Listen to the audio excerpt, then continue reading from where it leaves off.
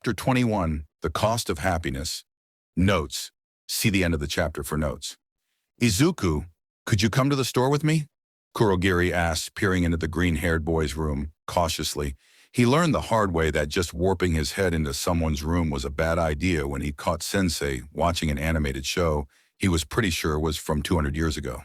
He was almost ripped apart, and Sensei refused to look him in the eye for months afterwards.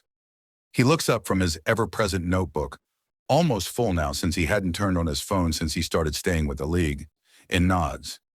Yeah, just let me change and put on some eyeliner. Kurogiri nods and closes the boy's door, heading for the main bar area. Most of the League are here since it's the middle of the day, but Dabi and Spinner had a mission last night, so they haven't woken up yet. Shigaraki is holed up in his room, and Magni and Toga disappeared for a spa day. Kurogiri is long overdue for one of those, but something always managed to go horribly wrong right when he relaxed. Hence, no spa day since Shigaraki came into his care. 10 minutes later, Izuku walked in, his hair gelled back and eyeliner applied, making his eyes look an entirely different shape. He wears a t-shirt and pair of ripped jeans that Kurogiri is pretty sure he'd seen in Toga's room at some point. So is there any particular reason you wanted me to come along? Izuku asks, hands in his pockets in a way that reminds Kurogiri of Dabi. Yes, but we shouldn't discuss it here. Kurogiri creates a warp and gestures to it, and Izuku steps through, noticing the dingy alleyway is in one of the busier parts of town.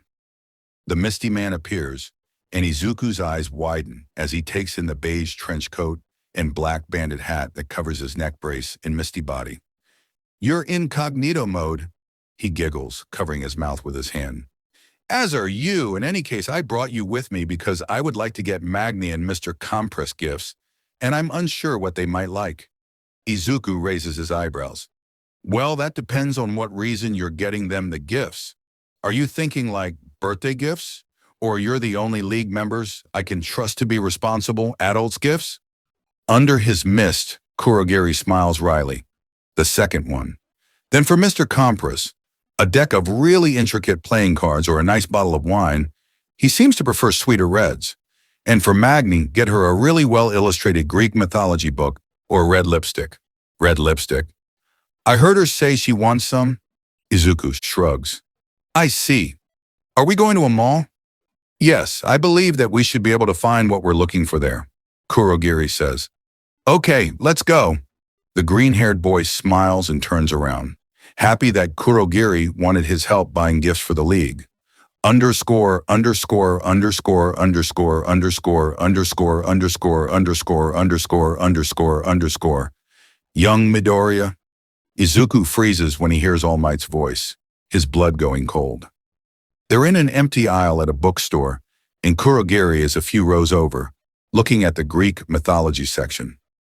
He's about to pretend to be confused when strong, spindly arms wrap around his body, trapping him in place. The rumble of the man's bony chest indicates that All Might is talking. He freezes, heart pounding in his ears as he looks around the aisle for someone to help him. I don't want to go back, but he can't move. All Might's arms are a cage holding him in place. I don't want to go back. At the entrance of the aisle, Kurogiri appears, and dimly Izuku registers his yellow eyes widening. I have to go back. Kurogiri would be arrested in seconds if All Might recognized him, and the League can't afford to lose their transport.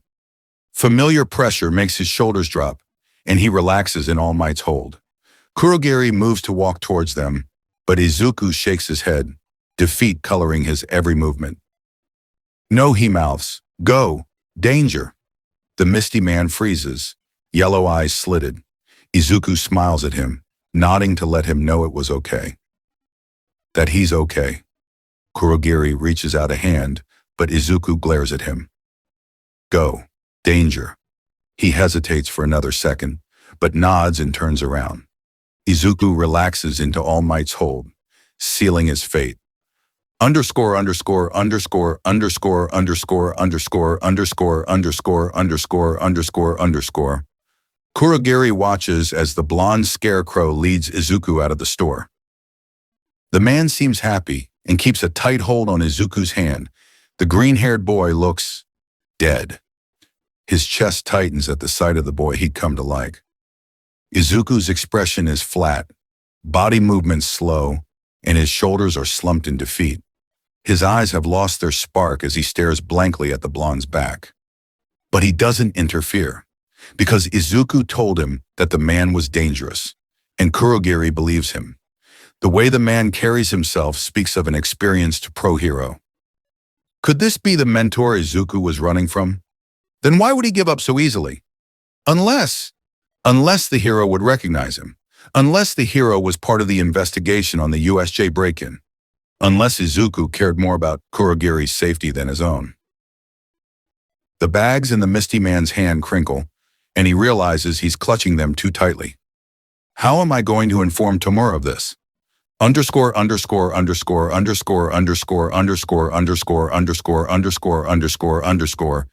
He doesn't talk. He doesn't talk to All Might or to the detectives or to his mother.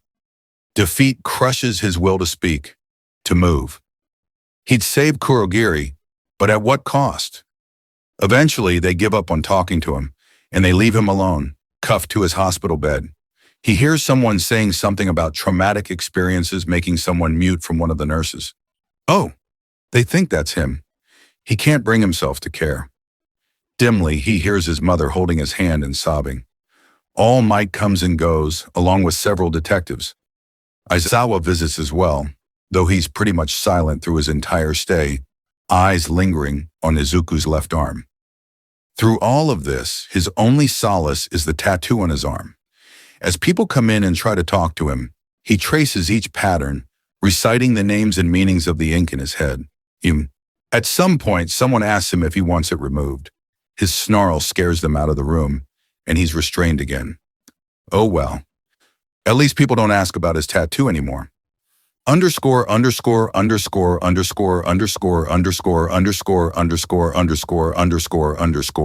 Ars. What? Shigaraki asks, voice flat. Kurogiri folds his hands together, mist along his hands flickering more than usual. He had gone straight to Tomura, who was, thankfully, in his room. He doesn't want to deal with all of the League's reactions at once. Izuku was taken by someone who he seemed to believe was dangerous to me. I believe he may have been a pro-hero. The glass in Tomura's hand crumbles. Get out. Kurogiri leaves.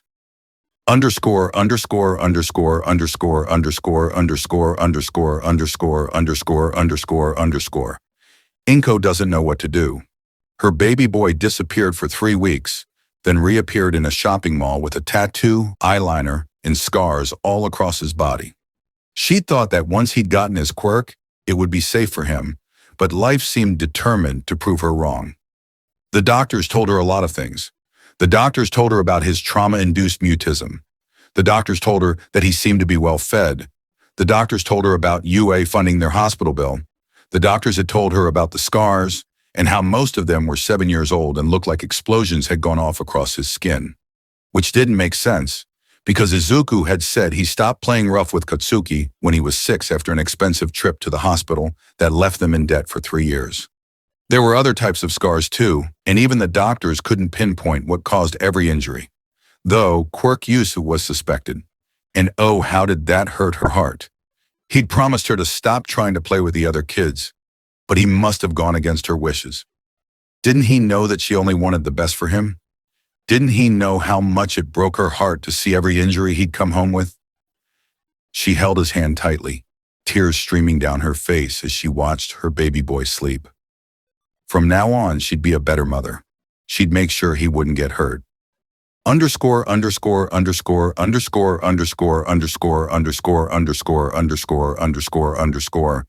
The air in the bar is thick enough to cut with a knife.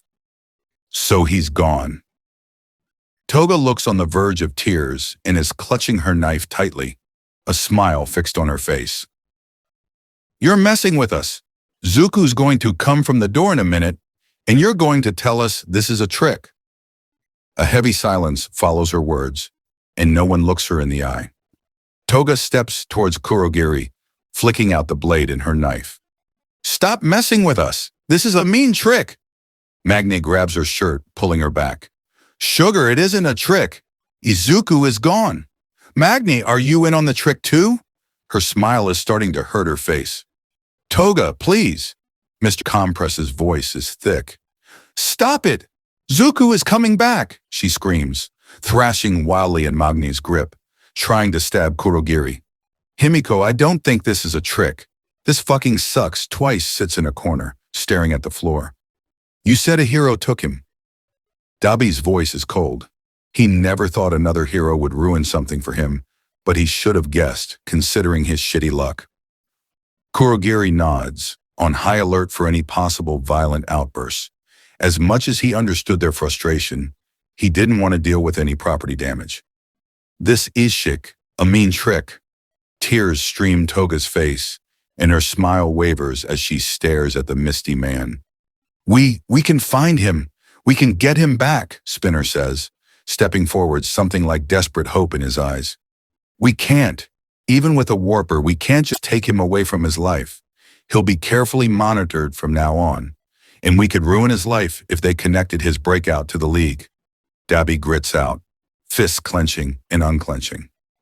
Spinner's face crumples, and he falls silent, looking at the floor. All we can do is wait.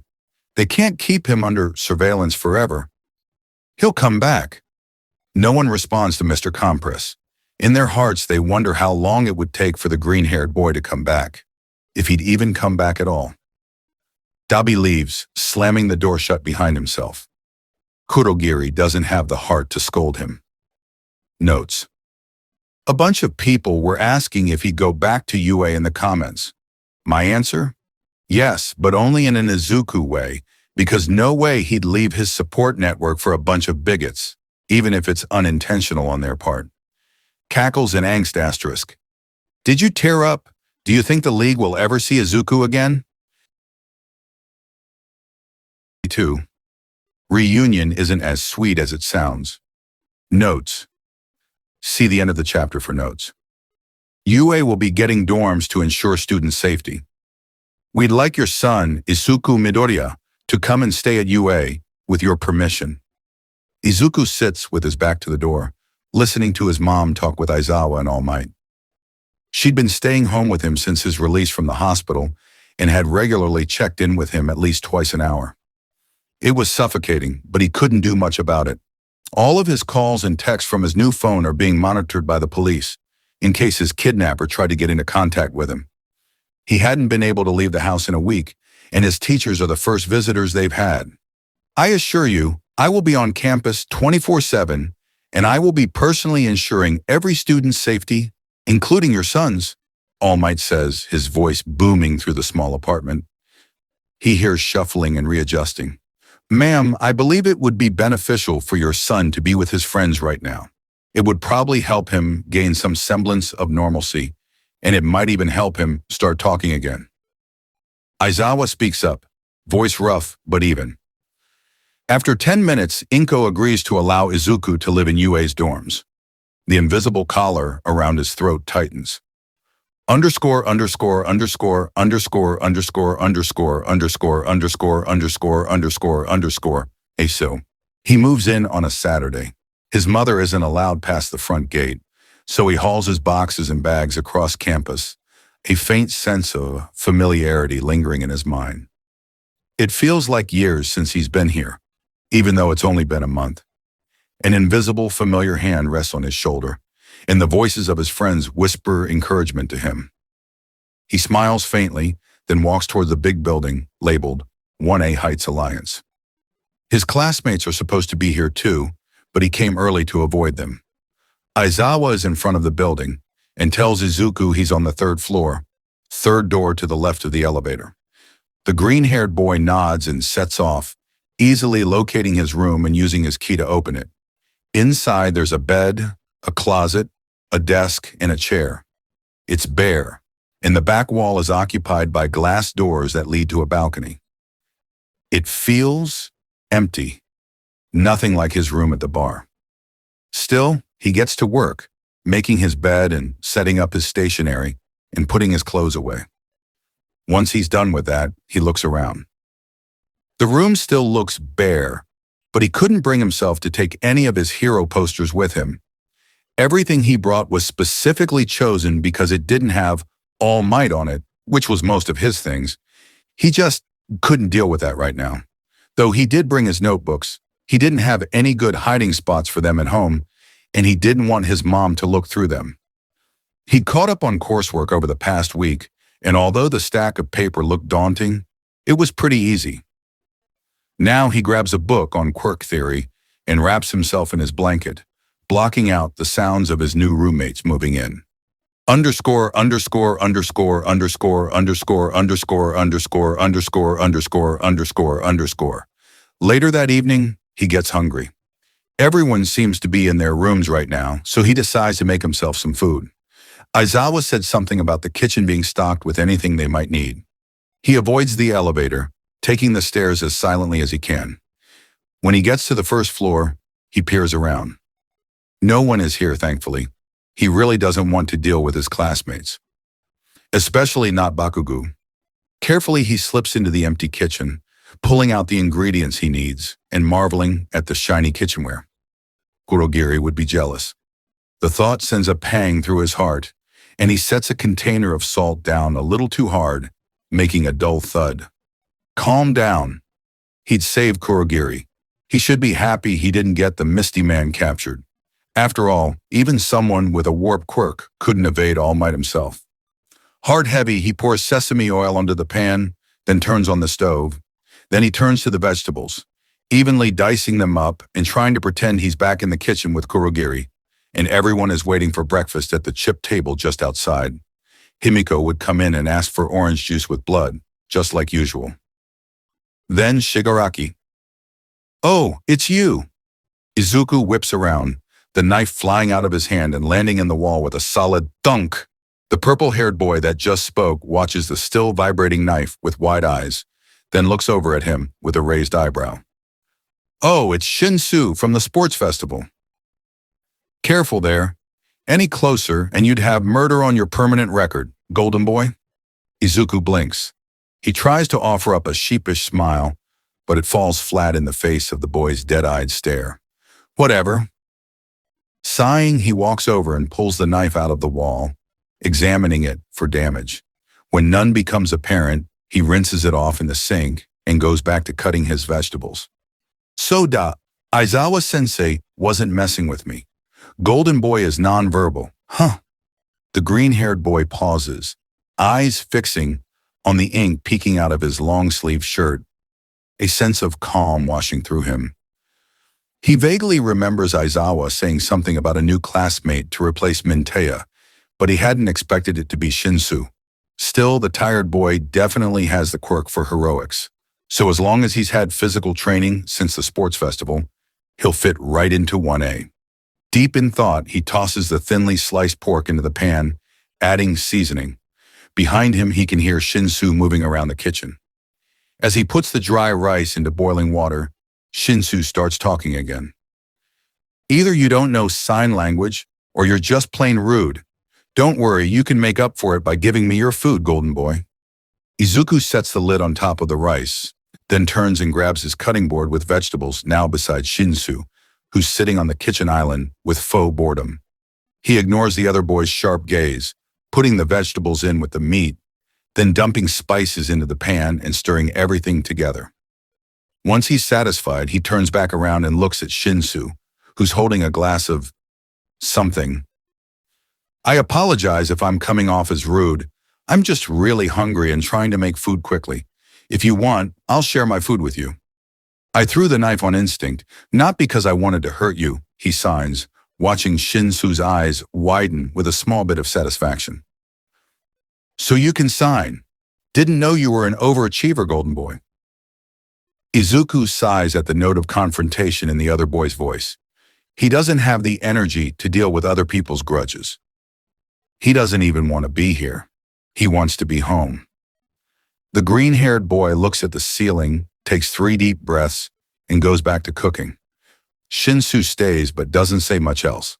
Once he's done, he plates out the food onto 2 bowls, puts everything he used into the sink, then hands a bowl to Shinsu and slips back upstairs, pretending to have not seen the purple-haired boy's confused stare. Underscore, underscore, underscore, underscore, underscore, underscore, underscore, underscore, underscore, underscore, underscore. Unfortunately, he can't avoid his classmates forever.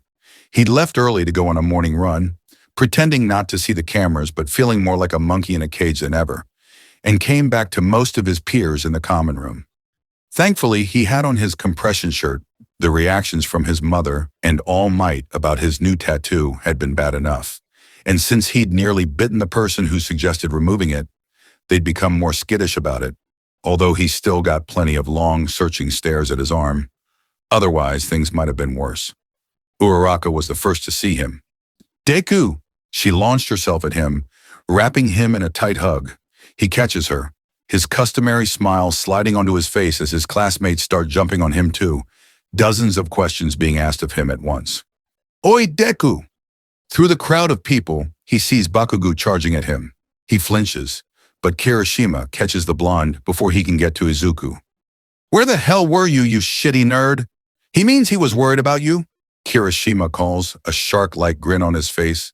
The class laughs at Bakugo's incoherent screaming, and Izuku laughs along. Somehow his chest feels more hollow than ever. And on it underscore underscore underscore underscore underscore underscore underscore underscore underscore underscore underscore. A week passes without incident. Classes are easy, and he smiles his way through every interaction he has.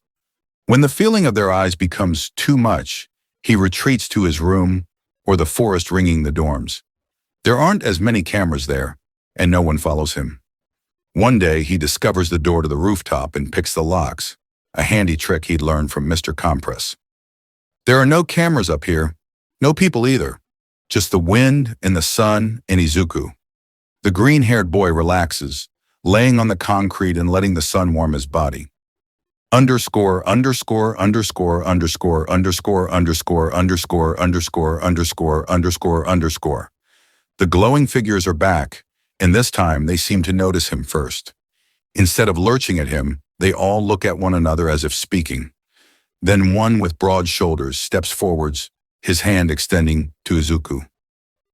He stares at it, then reaches forwards. His hand brushes the figures, and the glow flashes yellow, throwing Izuku into a new dream. Underscore underscore underscore underscore underscore underscore underscore underscore underscore underscore underscore. He lays on the ground. Above him, stars twinkle, almost distracting him from the pain in his phantom limb. The stench of blood is thick in the air, and huge pieces of rubble surround him. His head feels stuffed with cotton, and sharp pain in his chest makes it difficult to breathe. Footsteps come from far away, approaching him, not him. This isn't his body, isn't his memory, and all he can feel is a sense of defeat. Even if he didn't die here, he'd die before he turned 40, just like his master. A man with short white hair appears, gray eyes cold as he surveys him. It's him again. Why is he doing this? And brushes some dust off of his suit. "So, thief, will you give back what your predecessors stole?" A wet cough makes his body ache, but he grins anyway, blood bubbling up in his throat. "Already gave it to the 6th, you bastard." "Good luck getting it. They're untouchable."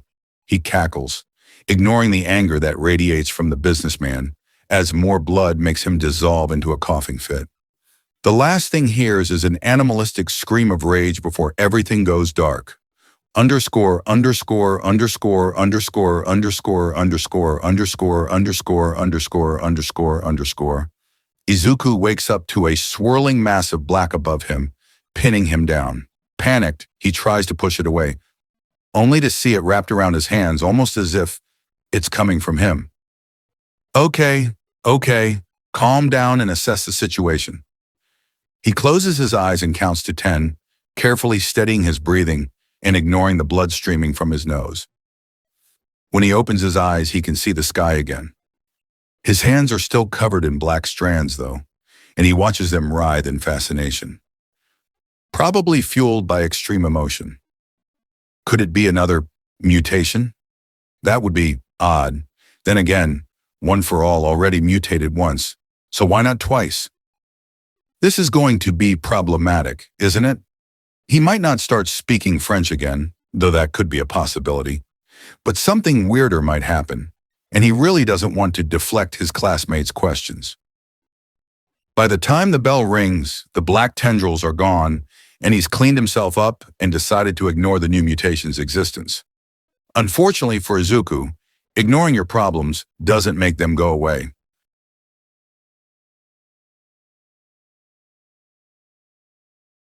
Chapter 23. Allies, assumptions were made. Notes. In TW, mild panic attack. If you want to skip, stop at. After a couple of minutes, Izuku's breath starts shortening. And start reading again at, after his breathing calms, the fog from his mind clears. See the end of the chapter for more notes. During a training exercise, Shinsu and Izuku get paired together against Ojiro and Mina. He and Shinsu are supposed to hide together from the other pair, then vice versa. He follows Shinsu for most of the exercise, occasionally making a suggestion. They end up hiding in the vents of a building, and the enclosed space makes Izuku uncomfortable. It reminds him a little bit too much of the punishment closet his first-grade teacher would shove him in. But he ignores it, settling in and watching the opening for any sign of the other team. After a couple of minutes, Izuku's breath starts shortening, and even though he clamps a gloved hand over his mouth, it's still too loud. He closes his eyes, trying to pretend he's somewhere else, but all he can feel is the walls closing in on him. Doria? Midoriya? Izuku? Shh. A fog falls over his mind and he recognizes the feeling from the sports festival. Shinsu. Calm down and breathe with me, okay? And Izuku feels his lungs expand, taking in all the air they can. And out. Okay. That's it. Now repeat that. After his breathing calms, the fog from his mind clears, and he stares at Shinsu, who seems like he's tensing for a hit. Hey, thank you. His voice is rough from 2 weeks of no use, and Shinsu jumps at the sound of it, looking surprised. No problem. You want to move? Izuku nods and they hide in a dumpster. The other team doesn't find them, and Shinsu has a curious look in his eye every time he looks at the green-haired boy. Underscore, underscore, underscore, underscore, underscore, underscore, underscore, underscore, underscore, underscore, underscore. Deku has been acting weird, don't you think? Uraraka asked, poking at her lunch. Uraraka. He was missing for 3 weeks. Who knows what horrible things he endured. We need to be patient with Midoriya until he chooses to speak with us. I agree. Todoroki nods, his expression serious, not much different from the rest of his expressions. But the difference is there. I guess he just seems like he's not even here, you know? Upon receiving 2 blank stares, Uraraka drops it. At another table, Bakugo glares down at his red lunch tray. Round Cheeks is right. Deku has been through worse than some random-ass dick kidnapping him, though Bakugo would never admit most of the worst things Izuku had been, though, were facilitated by him. And he'd never just stopped speaking, except for that one time in their first year of middle school, and avoiding people. Frankly, it's weird as shit, and he's going to get to the bottom of that shitty nerd's act, even if he had to blast Deku to the fucking moon to do so. Underscore, underscore, underscore, underscore, underscore, underscore, underscore, underscore, underscore, underscore, underscore. Someone's knocking on his door. Izuku sits up and peeks through it carefully. When he sees Shinsu on the other side, he opens it. The tired boy seems surprised he answered the door, then his expression morphs into awkwardness as he subtly looks around the empty hallway. He sighs and steps to the side, motioning for Shinsu to come inside. The other boy freezes, nods, then wanders in, eyes flickering over Izuku's room. The green-haired boy gently closes the door behind himself, then turns to Shinsu, who's staring at his arms with a blank expression. Izuku sighs again, bracing himself for any and all annoying comments about his tattoo. You have a lot of scars, Shinsu says. Izuku blinks, then looks down at his arms and smiles wryly. These aren't even half of them. Shinsu's eyebrows climb up his face, but he doesn't ask, just shifts and looks around the room again. He looks nervous or uncomfortable, a mix of both as far as Izuku can tell. I was just wondering if you could tell me why you couldn't deal with the vents, but you were fine with the dumpster? I thought you might have claustrophobia, but it doesn't seem like that. He trails off, scratching the back of his neck awkwardly. Izuku purses his lips, watching the boy somewhat guardedly. He has yet to see any sort of overly aggressive behavior from Shinsu, but he can never be too careful. I need to have at least two possible ways to escape any enclosed space for me to be comfortable. Also, I've hidden in a dumpster before. Shinsu blinks, then slowly nods. That's understandable. He watches the tired boy shift, looking like he wants to say something else. Is there anything else? The tired boy shifts again, fluffy hair gleaming under the moonlight streaming into the room. You don't act right. Izuku raises an eyebrow. Shinsu physically backspaces, hands flying up defensively. Wait, that's not what I meant. I meant like you don't act like someone with a powerful quirk. Like Todoroki and Bakugo, you know? The green-haired boy's eyes harden at the mention of Bakugo, but he stares at the purple-eyed boy intensely. Shinsu shifts awkwardly, looking uncomfortable with the scrutiny. I was a late bloomer and assumed quirkless most of my life. So no, I don't act right. Shinsu freezes, a mix of realization and horror dawning on his face. Oh. Izuku huffs and crosses his arms, ready to kick the other boy out of his room if necessary. The purple-haired boy opens his mouth, then closes it and stares at Izuku. I'm sorry then. I assumed some things after seeing your quirk. Green eyes meet purple, and a faint understanding passes between the two boys. It's fine. Do you know anything about quirk theory? Underscore, underscore, underscore, underscore, underscore, underscore, underscore, underscore, underscore, underscore, underscore.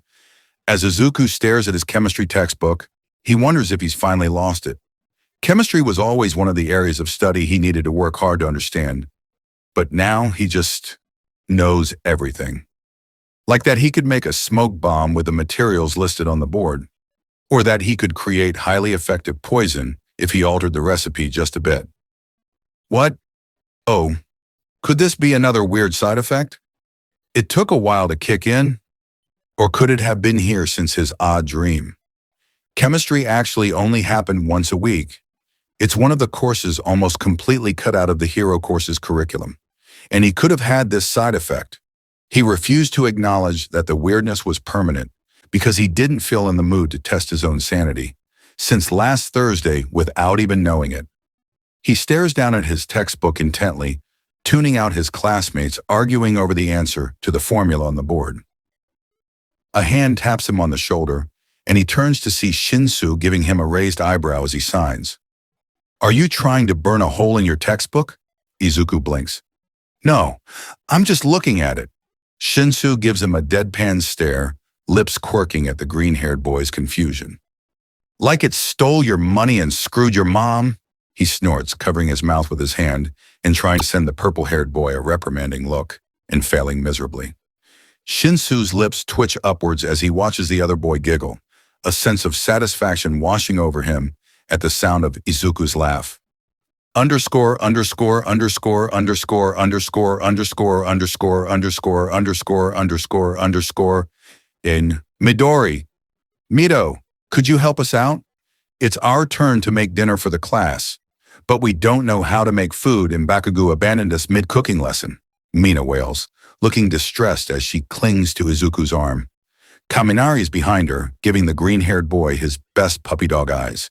Beside them, Sero gives him a "please help, they're both idiots" look. He spots the half-melted pan and quickly nods. At least, if he's here, he can make sure no more of the nice new cooking utensils are ruined. Underscore, underscore, underscore, underscore, underscore, underscore, underscore, underscore, underscore, underscore, underscore. Izuku picks up the spices and gestures for the trio to watch.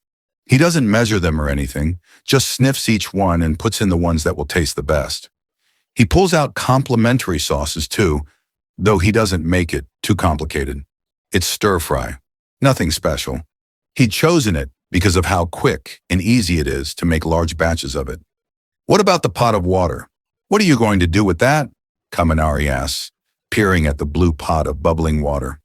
The green-haired boy smiles and points at the bag of rice, then grabs measuring cups and puts in 17 cups of rice.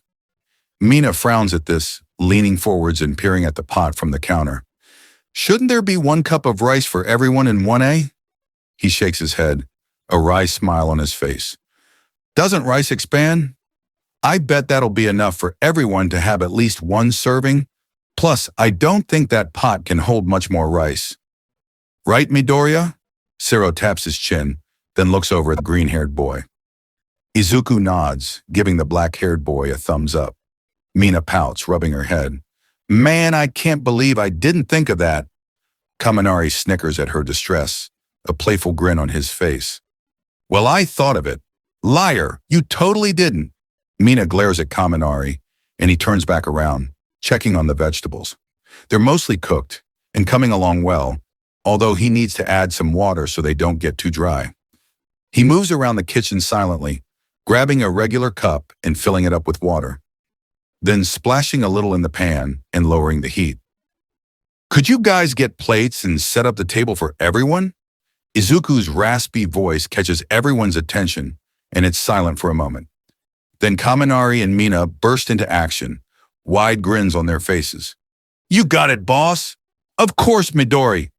In the whirlwind of motion and people coming and going, Izuku leans against a counter, absorbing the smell of the food, his mind wandering back to the kitchen behind the bar, where he and Kurogiri would make meals together in comfortable silence.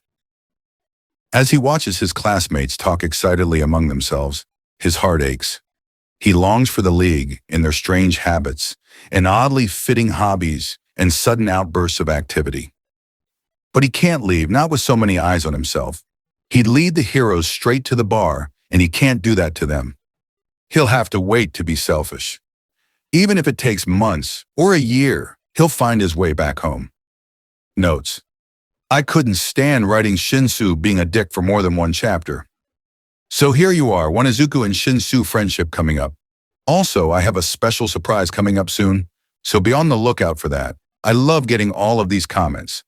Honestly, reading through them is the best part of my day. Thank you for reading and have a wonderful day or night. Chapter 24. Crisis mode is normal. Notes. See the end of the chapter for notes. Glowing eye sockets bore into Izuku's as a new figure steps forwards, their hand grabbing his. Their eyes flash brilliant silver, and the light overwhelms Izuku, forcing him to close his own eyes. Underscore, underscore, underscore, underscore, underscore, underscore, underscore, underscore, underscore, underscore, underscore. Are you sure you want to do this? A person with a buzz cut and eyes the color of fresh blood asks, their hand tight around their cup. Yeah, Ko, I don't want to live like this, constantly in pain and searching for a cure. Hisayoshi is searching for a power to make us live forever, you know? It scares me. I don't want that. I don't want to live and see him get more messed up, and strong pangs of pain rack his chest as he stops, dissolving into a coughing fit. Ko, their voice. It's familiar. So familiar.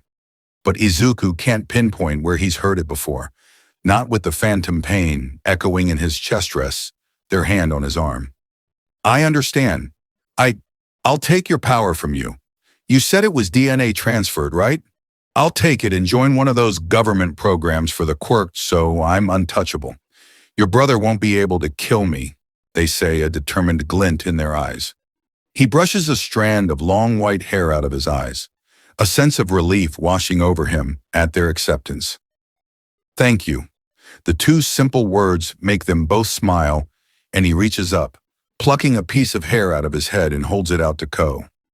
This is familiar, all too familiar, because this action is what led to everything who takes it and pops in their mouth with a grimace. After a minute, he feels the power drain out of him, and he falls to the floor, too weak to support himself. Dimly, he hears Ko above him, saying something, but all he can feel is relief that it's going to be over. After living a life full of pain, he'll finally be free of it. He closes his eyes, a smile playing on his lips. Underscore, underscore, underscore, underscore, underscore, underscore, underscore, underscore, underscore, underscore, underscore. Izuku sits up, one for all, casting the room in green light as he pants heavily, trying to catch his breath. The covers to his bed are tossed aside, and the warm trickle of blood from his nose and liquid running down his neck lets him know that it's 1. If those dreams, except it wasn't a dream, it was a memory. A memory of someone dying. Oh my God, what do I do? What do I do? That was a memory. Where did it even come from? How do I fix it? Can I fix it? He stops, forcing himself to take a deep breath. Filing away the new information, he stuffs a tissue in his nose and surveys the sheets. Unfortunately, he got blood on them, then strips them off, working methodically. He can't afford to freak out right now, and he can't afford to reveal this facet of One for All. All Might think he's crazy and ship him off to a mental hospital, and then he'll never become a hero. The green-haired boy sighs quietly, taking another couple breaths before gathering up the sheets and opening his door and slipping down the stairs, heading for the laundry room in the basement. Underscore, underscore, underscore, underscore, underscore, underscore, underscore, underscore, underscore, underscore, underscore. Holy shit, Izuku Shinsu hisses, almost dropping his cup of no-sleep juice when he sees Midoriya in the kitchen at 3 a.m. with half-dried blood steaming out of his nose and ears, painting his neck and lips a garish red. It's less serious than it looks, Midoriya whispers back, voice rough and almost urgent as he places a steadying hand over Shinsu's. We need to go to Recovery Girl. Shinsu sets his cup down, tugging the other boy in the direction of the front door. Unfortunately, Midoriya is built like a brick house, so he doesn't get far.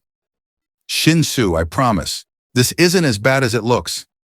I don't need Recovery Girl. Nothing is damaged. This has happened before, and this has happened before. And you didn't go to Recovery Girl? Shinsu whispers back, voice incredulous. Midoriya slumps, but seems to rally and clutches the purple-haired boy's hand tightly in his own. Hitoshi, I promise I don't need to see Recovery Girl. She already told me she won't heal any more quirk-related injuries after the sports festival, so I can't go to her anyway. Please, just trust me on this. It's only a little bit of blood. The purple-haired boy pauses, examining his friend's face before sighing defeatedly. Fine, but this conversation isn't over. Come back to the common room once you're cleaned up. Midoriya nods and then pads away, footsteps silent on the carpeted floor, as Shinsu sighs again, resting his head against the cool wall. Underscore, underscore, underscore, underscore, underscore, underscore, underscore, underscore, underscore, underscore, underscore. Face cleaned and sheets in the washing machine, Izuku slips back into the common room. Shinsu is sitting on the couch, hands tight around his mug. He looks up when Izuku sits beside him, a small frown on his face. Izuku, who was that? The green-haired boy purses his lips, the memory of Spinner and Shigaraki's worried faces overlapping with Shinsu's. It was my quirk. Shinsu frowns harder. Okay, but why is your quirk making you bleed? I thought bone breaking was your thing. He smiles dryly, fingers tracing the dragon on his wrist as he stares into space. I don't know, Hitoshi. My quirk isn't normal by any standards, and I honestly prefer a little blood over shattering my bones. The purple-haired boy sighs, a resigned, tired sound not unlike Aizawa's. Why is your quirk always in crisis mode? Shinsu groans, flopping back on the couch dramatically. Izuku huffs, fingers pressing down a little harder on the dragon's scales. I don't know. It needs to chill out. I know, but you try talking to it. As far as I can tell, it isn't able to communicate verbally, but it activates after I have a nightmare. So it seems to want to protect me. He sighs, leaning back into the couch with heavy eyes. You think it's sentient? Shinsu asks curiously. Partially, maybe. I think it wants to keep me alive, but not sane. I don't know for sure, though. Man, your quirk is weird. I know. Izuku sighs, thinking of his newest dream. He should write information from the dream memory down while it's fresh in his mind, but he doesn't really feel like moving right now. Tiredly, he leans on Shinsu's shoulder. What are you doing? You're my pillow now. Izuku huffs, shifting so his weight is on the other boy. You're really warm, like fire quirk warm. Mm-hmm. He hums, eyes sliding shut. He hadn't had much physical contact since his time with the League, and the feeling of someone beside him helps him relax. As he falls into a deep sleep, he dimly hears Shinsu mutter something indistinguishable beside him. Notes. I love platonic cuddling. It's so freaking adorable. Also, more Shinsu and Izuku friendship, because I can. I have a couple of pre-written chapters, and it's taking all my self-control not to just mass post again, but I really enjoy reading theories about what will happen next. So I'm holding off for now. Chapter 25, The reality is far more complicated than you'd believe. Notes. See the end of the chapter for notes. In class, Izuku takes notes, but his mind is whirling with questions about his dream last night. Who is Ko? Why did they sound familiar? Who was Hisayoshi? Why would he want to kill Ko? The program for the quirk indicates that the dream memory was at the dawn of quirks, but he has no idea who Ko or Hisayoshi are. No prominent figures in recent history have those names. I could always look up Ko in the earliest public quirk programs. And since he knows what their face looks like, he should be able to figure out who they were and why they're appearing in his dreams. Underscore, underscore, underscore, underscore, underscore, underscore, underscore, underscore, underscore, underscore, underscore. At the end of the day, he slips away from his classmates, telling them he has to catch up on homework and disappearing into his room. Determined to figure out what the hell is going on with One for All, he types early quirk programs in Japan. The results pop up, and Izuku clicks on the first link. The website is pretty informative, and even has a specific page just for the people who participated. He smiles and clicks on it, scrolling through the alphabetically arranged list. Ko, Red Eyes, Takurko.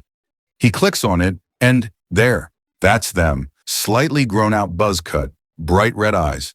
They look tired. He scrolled down, skimming over the information page, until he gets to the quirk section. Participant #78 quirk, advanced self-healing and minor strength enhancement. 2-part power, strength enhancement seems to fuel the self-healing. Izuku pauses, reads the description again, then looks down at his wrist. Self-healing sounds a lot like my first mutation. He frowns, then notes the description down in his new notebook and clicks out of the quirk description. For a minute, he just stares at the picture of Ko thinking, what are the similarities between my dream memories? He turns to a fresh page. It ends when I die. What else? Quirk mutates ... Weird new ability I never learned before. Hang on. He had the memories of the deaths of those people. So what if he had other memories from them, like how to speak French or how to do advanced chemistry? If that's true, then I should have gotten katana skills from my first one. But he hasn't actually tried to use a katana, at least properly, since he had that dream. Maybe hold on. He got called thief 2 out of 3 times, and the 3rd time he gave something away, something that kept him alive. One for All is a DNA-transferred stockpiling quirk, Izuku whispers, turning the words over in his mind. Stockpiling? What exactly? All Might said power, but could One for All be stockpiling memories or experiences? And if One for All could stockpile memories, why not a whole person? Even their quirk? He freezes. Those mutations, they might not be mutations at all. Vaguely, he remembers the second dream he had. He was laying on the floor, taunting the businessman, another common factor in most of his dream memories. And he said something about the 6th. Could the black tendrils be the 5th quirk? Then which one was Ko? How long has One for All been around? Suddenly, a phrase the white-haired man said in his first dream comes to mind. Oh, what else do I call the person who took the power that kept my little brother alive? He pales. The brother mentioned in that memory, after he gave One for All to Ko, they said his name was Hisayoshi, and that he'd kill Ko if he found out that they took the quirk. What the fuck? His hair was white in his newest memory, like the white-haired businessman, the one who killed him twice. But the timelines don't add up. I'm the 9th, which means One for All was given away before each user was 30. Ko said that the businessman gave his brother the quirk, and that was at the dawn of quirks. How did he kill the 5th too? Izuku taps his pencil against the notebook, staring at the lined paper intensely. Gave his brother a quirk. The power to transfer a quirk, but how did the businessman get a stockpiling quirk in the first place? Could giving quirks away be the family quirk? Did One for All copy someone who had a quirk that could transfer quirks in the first place? But how would that person even have One for All? Unless the brothers had quirks that could give and take quirks, and that would explain the white-haired businessman being alive for so long. But then why did the businessman's brother die as soon as he gave One for All to Co? Was he reliant on it somehow? And why did it sound like he was afraid of his own brother? On top of that, there's the issue that there are no historical records of anyone with a quirk that could give and take quirks. Could the businessman have altered government records at some point? But what about urban legends? I'm getting off topic. Clearly, the white-haired businessman has been alive for a long time, and he went after Co and the Fifth, calling them thief. He was clearly angry about his brother dying. Could he be taking it out on One for All users? Izuku pales at the thought. A 200-year-old, muty-quirked man hunting him down for sport just because he took a quirk from All Might is enough to make us hands tremor and twist his stomach into knots. Why didn't All Might tell me about this? He stands up, knocking his chair to the floor with a thud, then stops. His injury. All Might had made sure that specific fight was never publicized, and someone over a century old with multiple quirks certainly seemed like a match for a person who'd held the position of #1 hero for 4 decades straight. Oh God, I'm going to D, and I never even reach 21. Singular thought stops his incoming mental breakdown.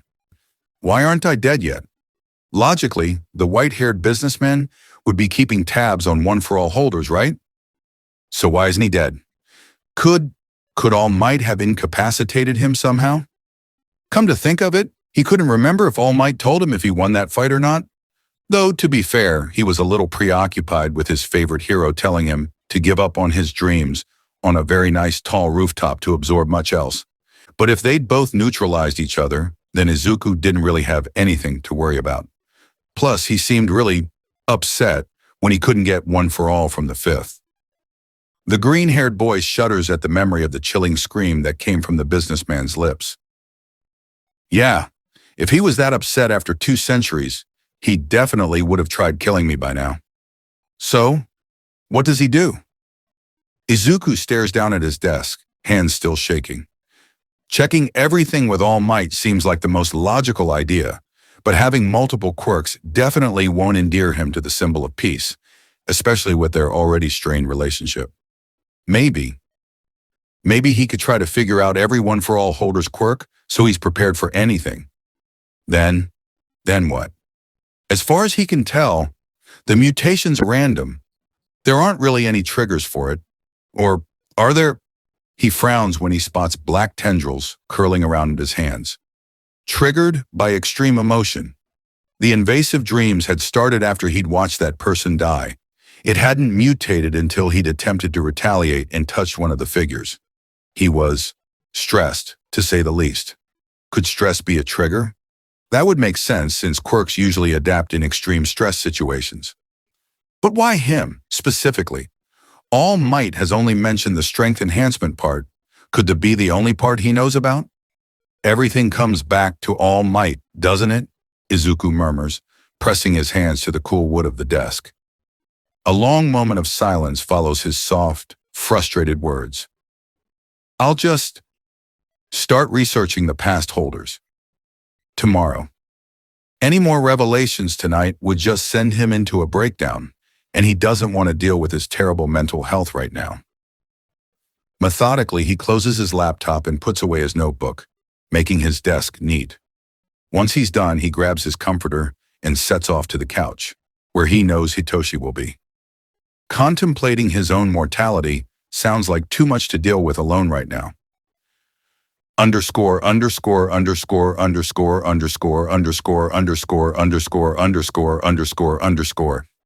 Hitoshi turns around, takes one look at Izuku, and pats the couch cushion beside himself.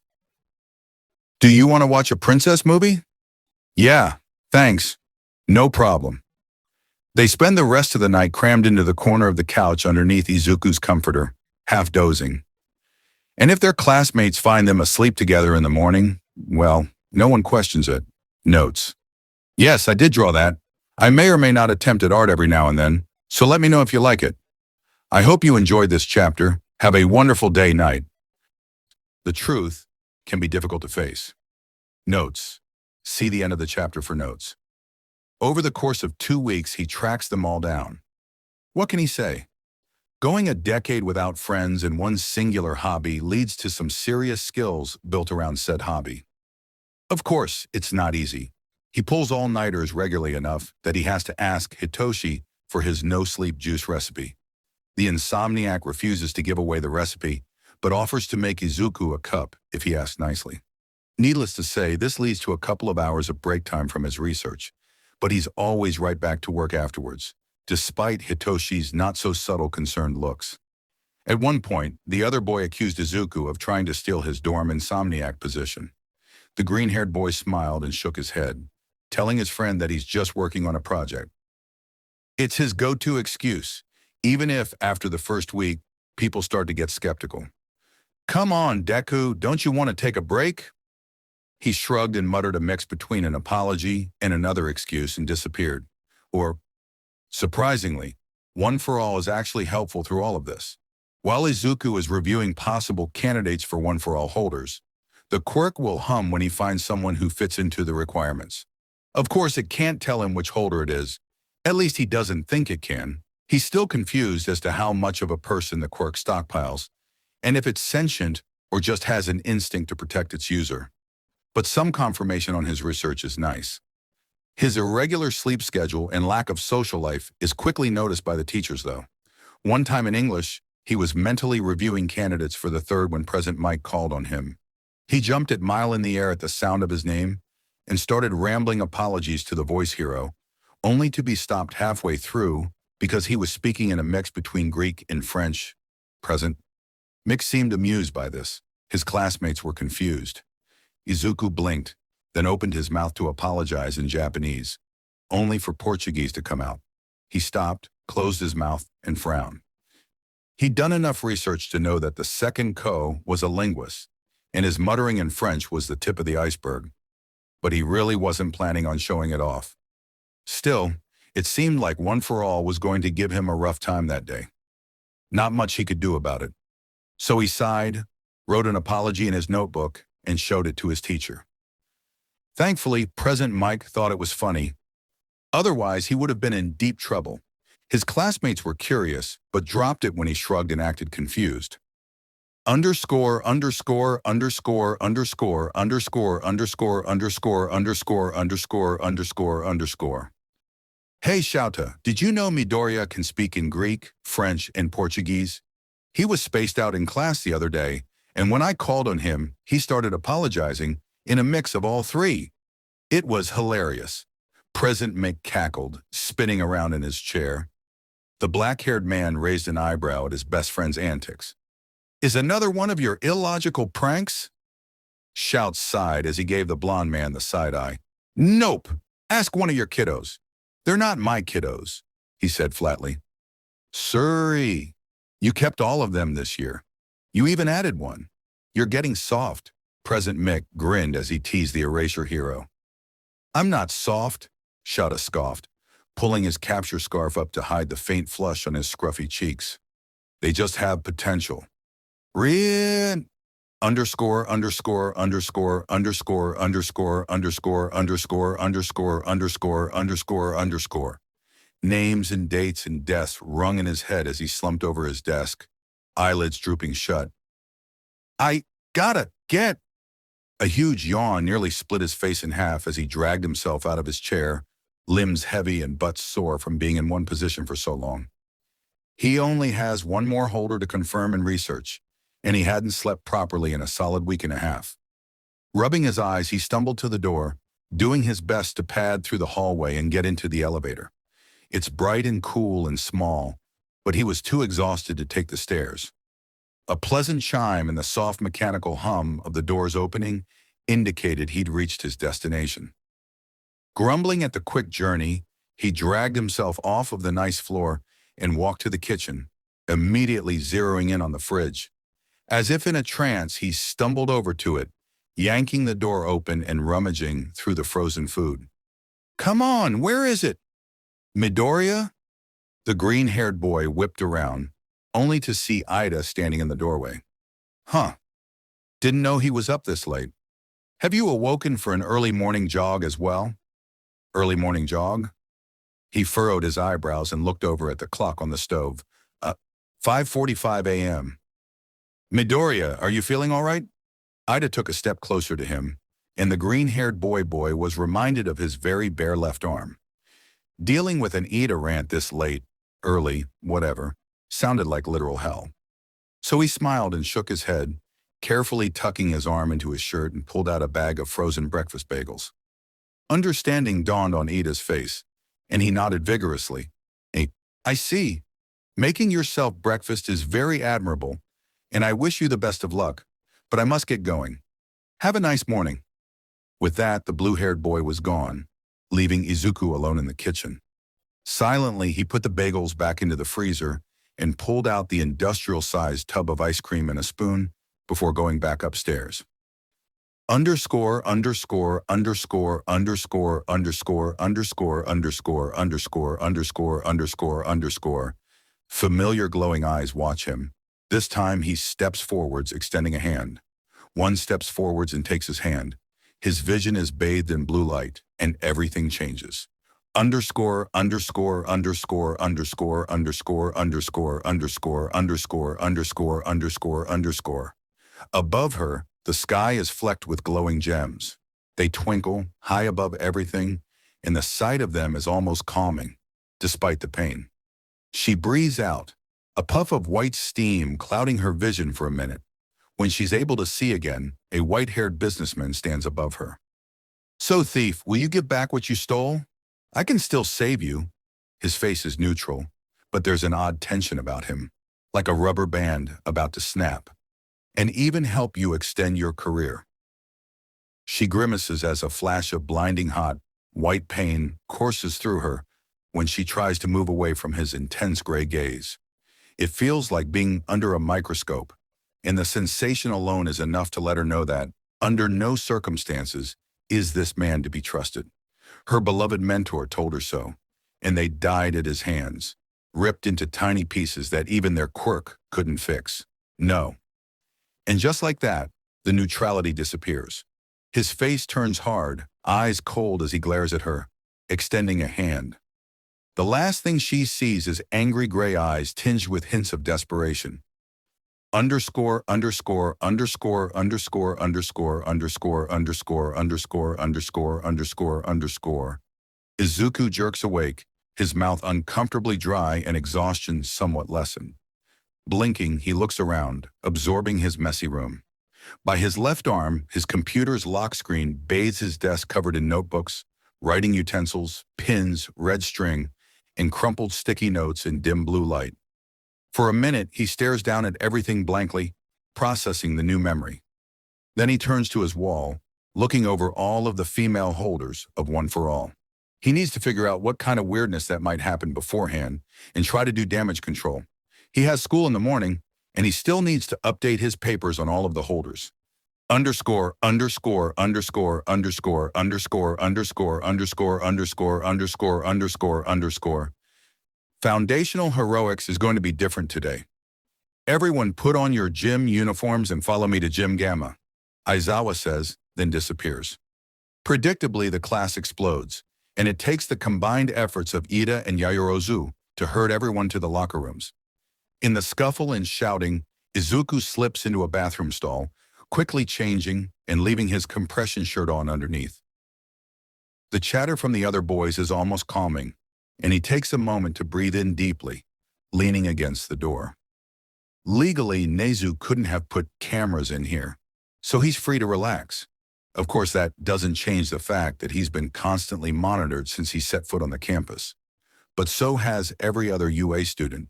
The difference was how aware of it he is. He can see every single camera, and the sensation of being watched sends chills up his spine and tightens the invisible collar around his throat. For years, being watched meant danger, and now being watched at every moment sets him on edge, especially for so long. His newer nocturnal schedule had served as a good distraction from said feelings, but no matter what he did, the feeling of being suffocated always creeped back in. "Midobro, we're going out. Are you good in there?" Izuku blinks, startled out of his thoughts by Kirishima's voice. He slips out of the stall quickly, giving the red-haired boy an apologetic smile and a thumbs up as he joins the back of the group of boys walking towards Gym Gamma. Atio underscore underscore underscore underscore underscore underscore underscore underscore underscore underscore underscore. Today we'll be doing weapons training. Snipe says, voice a slow drawl tinged with a hint of an English accent. Now, usually this stuff is reserved for second years, but considering recent events, villain attacks, UA has decided to move this exercise up. Everyone starts muttering excitedly, but before they can get too loud, Aizawa activates his quirk and glares at them. "That does not mean you get to fool around. This is a privilege, and you will be responsible about this." That doesn't really dampen the mood, but everyone quiets down. If you look over to your left, you'll notice the table and rack of various weapons. Now, from what Aizawa's told me, some of you have prior experience. His head turns towards Yaoyorozu. And some of you don't. Either way, that's fine. You're here to learn. So I want all of you to line up and grab the first weapon you see. I'll assign you an area of the gym based on your weapon, and once everyone has chosen something, we'll begin. Obediently, Class 1. A gets into line, although there's still whispering and a general air of excitement. Izuku presses his lips together, peering at the table and rack over Tokoyami's shoulder. "I need to get something I'm not experienced with. Any form of katana is right out, and so are guns, since the third was proficient with them. A combination of military service and 5 years of extremely successful vigilantism before she was murdered. So knives or bow staffs. Right." The line moves forwards, and Izuku is up. He deliberately ignores the twin handguns within his reach and grabs a bandolier. Isn't that ironic, fifth war on of these? Though it was more for random chemical substances used as surprise attacks. Of knives. He gets a couple looks for that, but he hears Kaminari mutter something about more for him and decides to move to the left side of the gym quickly. He's grouped with others who'd chosen sharp projectiles, including Jiru, Shoji, Mina, and Hagakure. A little while later, Snipe speaks up again. "Right. Now that you're all grouped together, Aizawa and I are going to come around and give you a couple of exercises to do with your weapons of choice. Don't attempt to use them unless Aizawa or myself has given you explicit instructions or directions to do so." Silence. Then, "Yes, Sensei," rang throughout the gym, and everyone got to work. Underscore underscore underscore underscore underscore underscore underscore underscore underscore underscore underscore. As he and his classmates wait for a teacher, he runs over his research in his mind. After updating his papers on the third last night, he's pretty confident that he can present his research to All Might and get a straight answer. Even someone with years of hero experience couldn't deny the sheer amount of information he has at this point. And he wanted to be certain that, when he did confront All Might about everything, that there's no way for the symbol of peace to back out of telling Izuku the truth. Faintly he smiles, fingers tracing the edge of the leather bandolier. "All right, Hellspawn, get up and stand behind the yellow line." Lazily he gets to his feet, yawning as he follows his classmates behind the yellow line, lining up across from a humanoid-shaped target. The 3 weak points you should aim for are the eyes, throat, and nose. I want you to practice aiming at those areas for now. When you throw the knife, focus on the movement in your wrist and arm, and make sure the placement of your feet is solid. Mina, come up here so I can demonstrate. Izuku watches the teacher go through the motions of throwing a knife with Mina with half an eye, mind still running over his research. When should I even show it to All Might? Logically, it would be at a point where the hero couldn't run away from the conversation or try to distract him. So at the end of the day, but not after foundational heroics, because that would be noticeable, and announcing his intention to speak with the symbol of peace in front of his classmates might not be the best idea, especially if this conversation will go on as long as it should. Cornering him in the teacher's lounge could be an option. "Now you try. Focus on your target, and don't go and get your knives until everyone is done throwing theirs. Got it? Yes, sensei. But wouldn't that draw attention to our relationship? He stands up, copying his classmates, mind turning with possible scenarios and ideas. Mindlessly, he slides into the stance he saw Aizawa using earlier, eyes focusing on the humanoid target. Right. Figure out how to corner the symbol of peace later. Focus on weapons training now. His hands fiddle with the knives on his bandolier, and he pulls one out, subconsciously wondering if UA had mutant quirk targets. That would make sense since a good third of villains a hero faces in their career have mutant quirks. Drawing his arm back, he throws the knife, watching it hit the target with a satisfying thud. That was kind of relaxing, actually. Izuku blinks, then represses his next yawn, pulling out another knife as his mind drifts back to his earlier topic. If I trapped him in Recovery Girl's office, thunk, or maybe an empty classroom, thud. No, there are windows in all of the classroom except support, and I don't think I could get him to follow me that far. Thunk. Taking him anywhere without a roof isn't an option, since he could easily just overextend himself to get away from me. Thud. He frowns, frustration creeping up on him. Thunk, thud. How do I even do this? Thunk. What if I'm wrong? Thud. What if he denies everything? Thunk, thud, thunk. The final resounding noise echoes through his ears as his fingers wander across an empty bandolier. He blinks, looks down, then drops his hand and sighs. Maybe I'm thinking too hard about this. Midoriya. Izuku looks up, noticing his classmates staring at him. He tilts his head, then looks over at his target, which has all of the knives embedded hilt deep in the vital spots and in the elbows and knees. When did that happen? He murmurs, peering at the target, then looking down at his empty bandolier. I'm not supposed to be good at this. He pauses. Oh, Third wasn't just proficient with guns. She also was an excellent marksman in general. Though she used guns most often, despite the heavy regulations on the weapons at the time, and honestly, Izuku didn't want to think about what she did to get them, because it doesn't seem very heroic to be part of weapons trafficking. But who is he to judge? She would use knives too, specifically throwing knives. She didn't do close combat much, not with a quirk like hers. It was easier to catch her opponents off guard, and the knives focus idiot. Sorry, he signs and looks over at Aizawa, offering an apologetic smile. The black-haired man's eyes narrow, and Izuku wishes that he could curl up in a hole and die. Or not be here. Either would work. Continue. Midoriya, switch stations when Snipe calls for it. He nods quickly and turns away from his teacher, anxiety roiling in his gut as the feeling of eyes on him intensifies.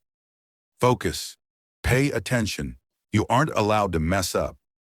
Underscore, underscore, underscore, underscore, underscore, underscore, underscore, underscore, underscore, underscore, underscore. Thankfully, he manages to get to the BO staffs before someone shoves him towards the guns or swords. There won't be any more mistakes today. He and his classmates at this area are paired up and asked to practice using the weapons on each other. The staff is long and unwieldy and awkward to hold. And he's thankful, because that means that he appears to have some sort of learning curve and isn't an instant pro. The rest of the afternoon is spent getting knocked on his ass, and he can't say he minds.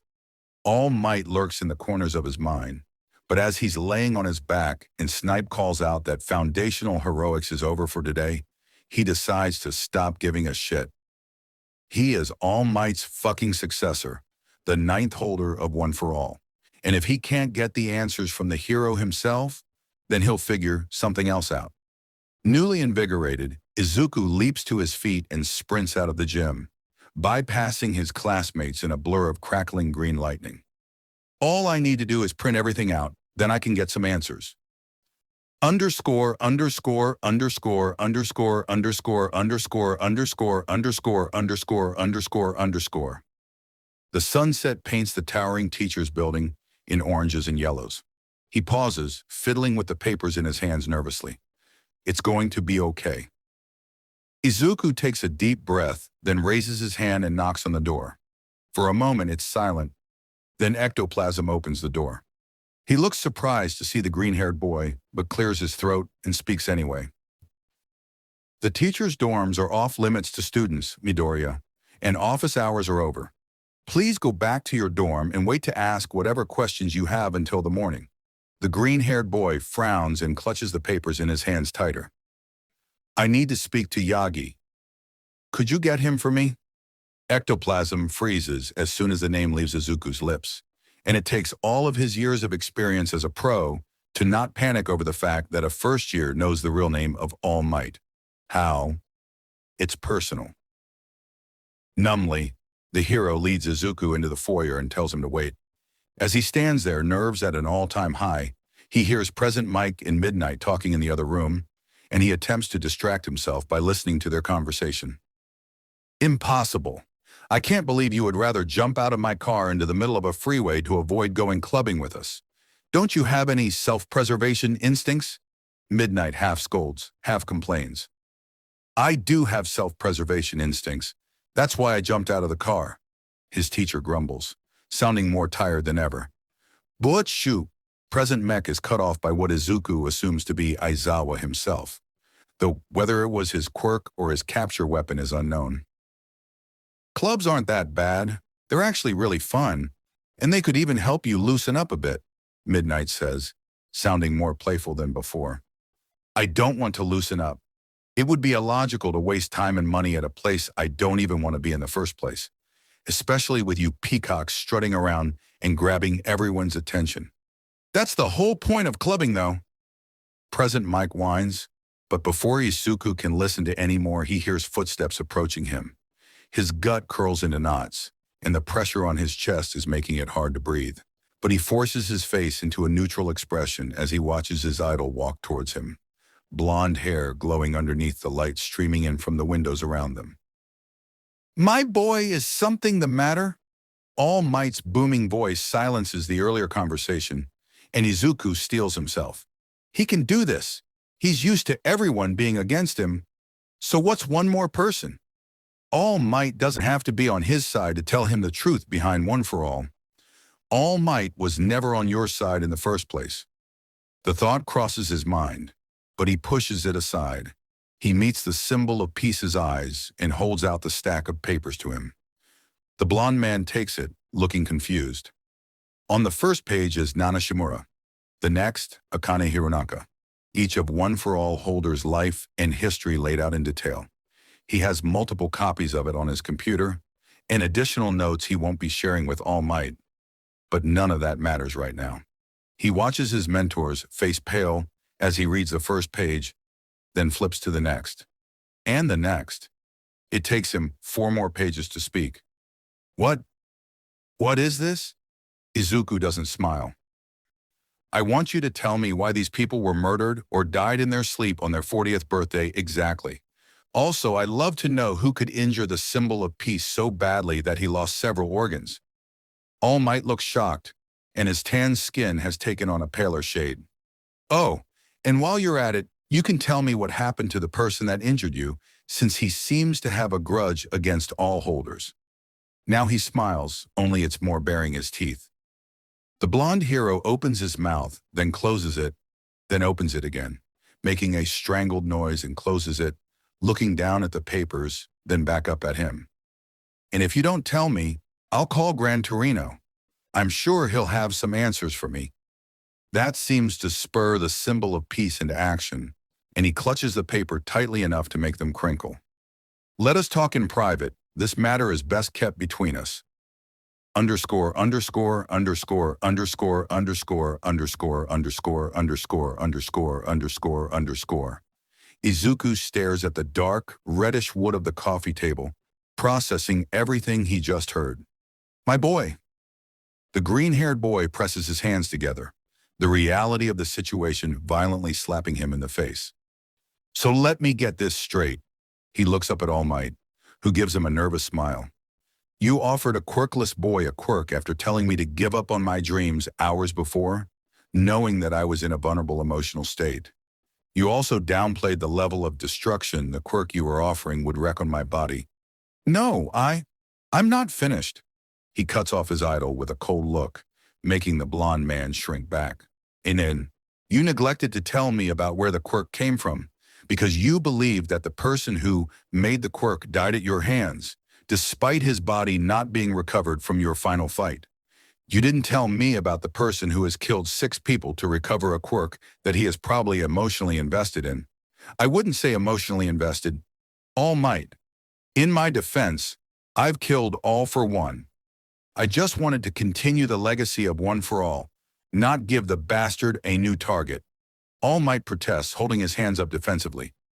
But you didn't tell me this. I need to know things like that. Young Midoriya, you're a child. I couldn't just put you in danger.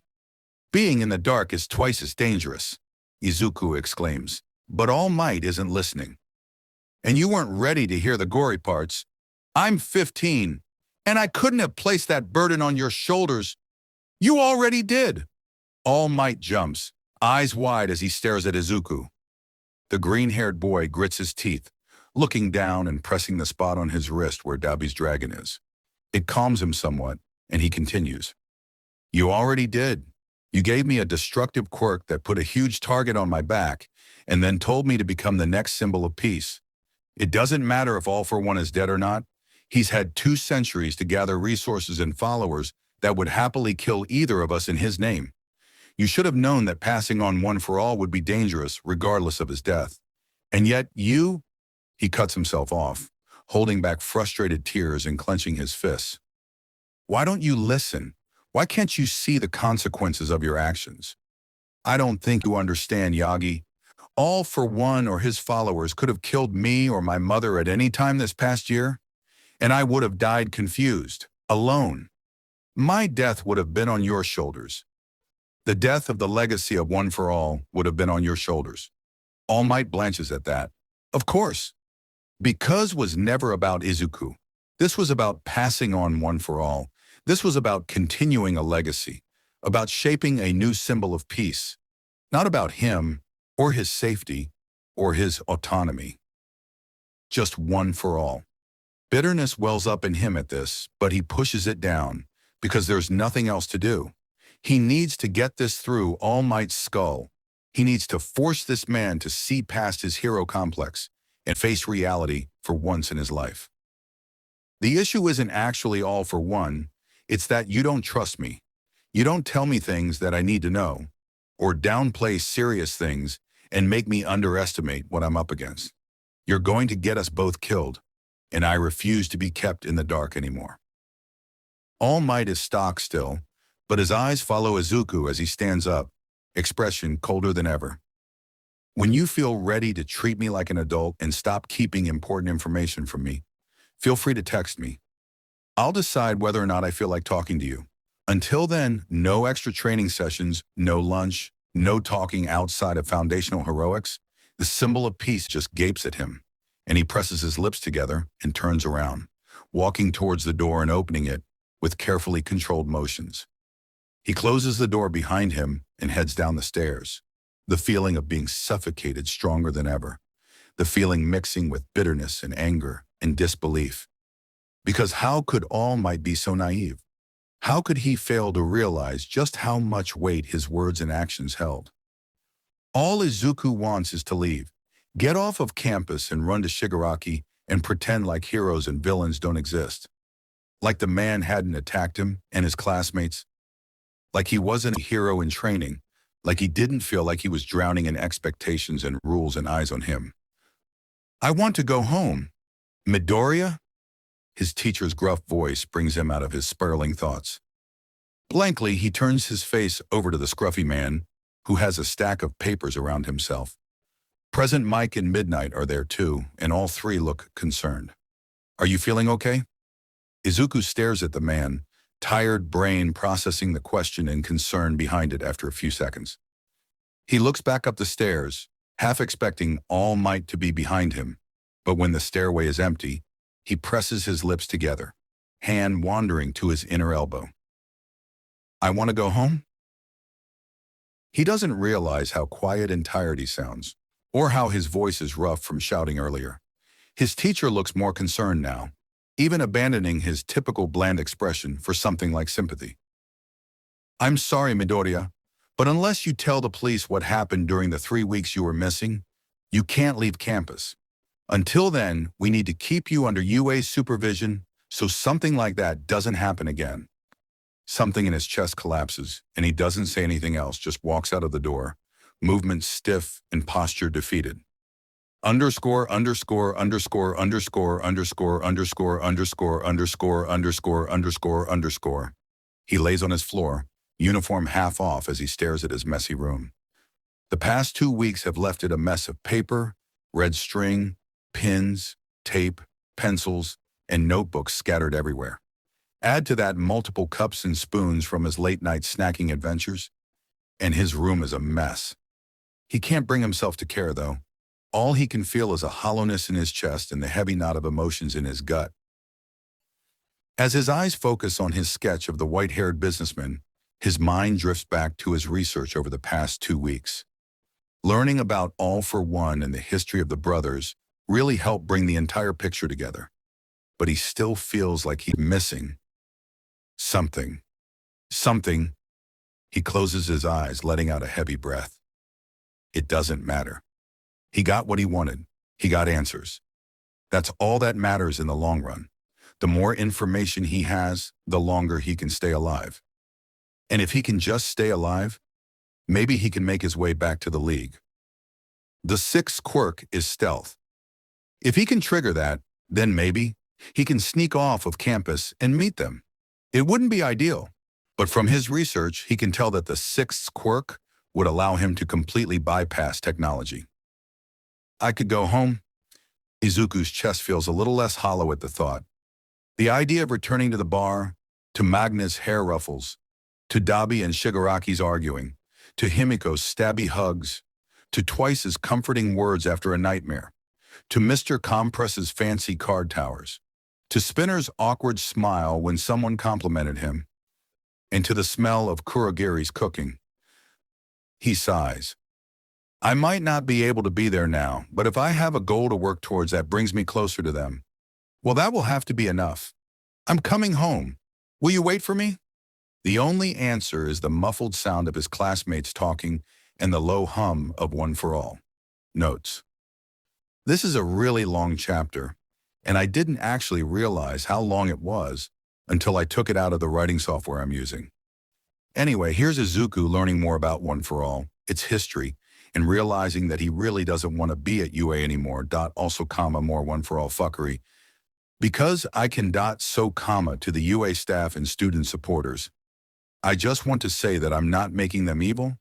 I'm just making them flawed, like every other human being on the planet. To get into UA's heroics course, you need to have a physical, combat-suited quirk.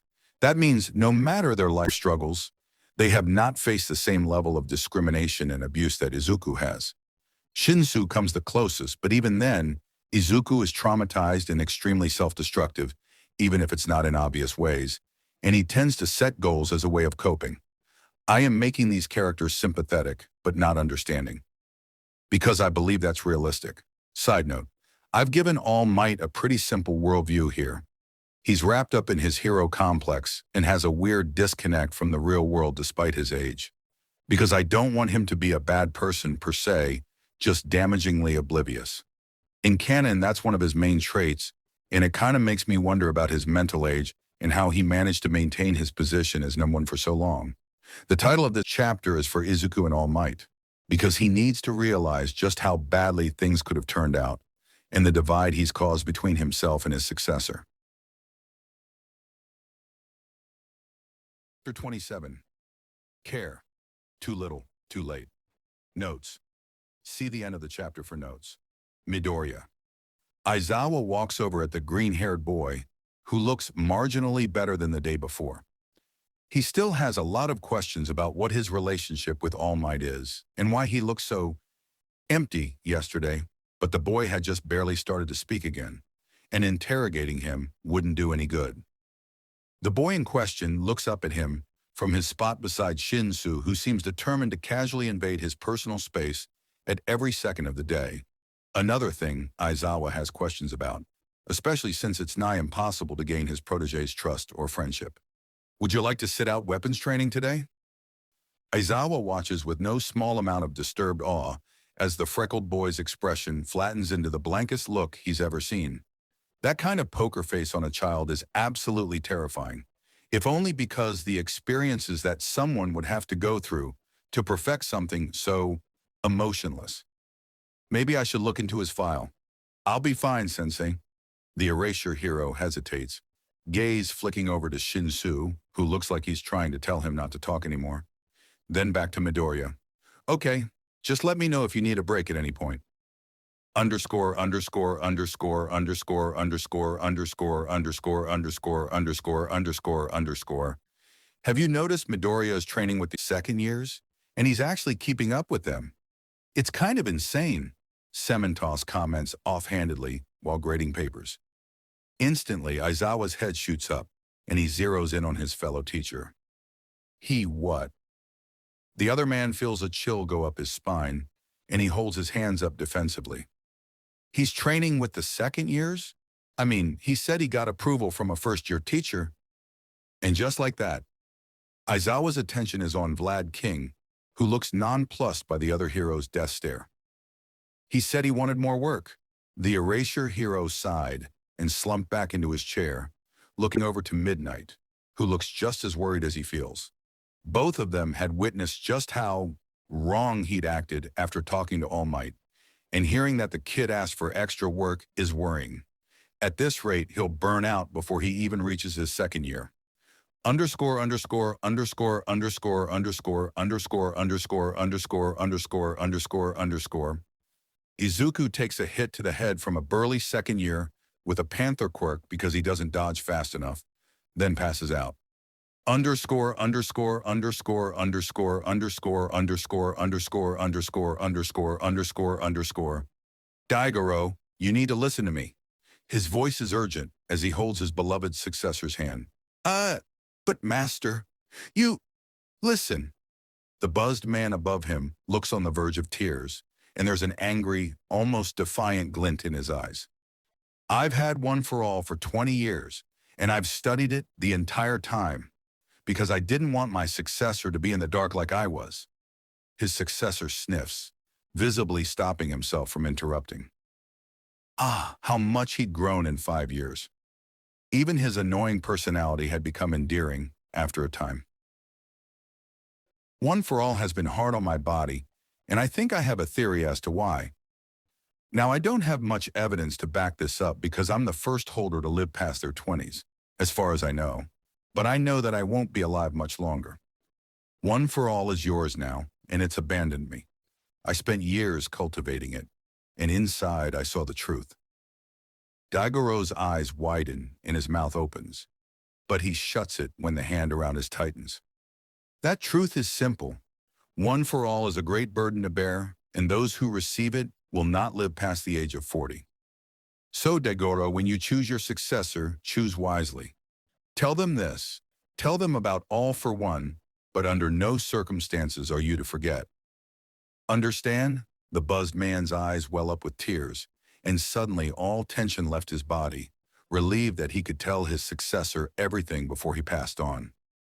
He's openly sobbing now, and he can't bring himself to mind.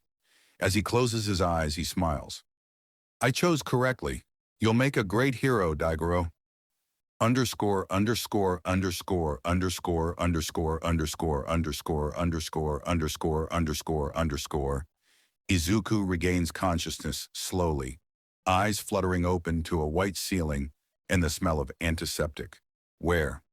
Why, hello there, dear. Back to the land of the living, I see. How are you feeling? The green-haired boy whips towards the voice and nearly starts hyperventilating when he sees Recovery Girl, because he can't be in here for quirk-related injuries, and she's going to get mad and she's going to... Midoriya, can you understand what I'm saying? Can you hear me? The commanding note in her voice is enough to make him go rigid, and he nods obediently. That's good. Now, could you tell me why your body showed signs of extreme exhaustion and why you started bleeding from your nose and ears while you were sleeping?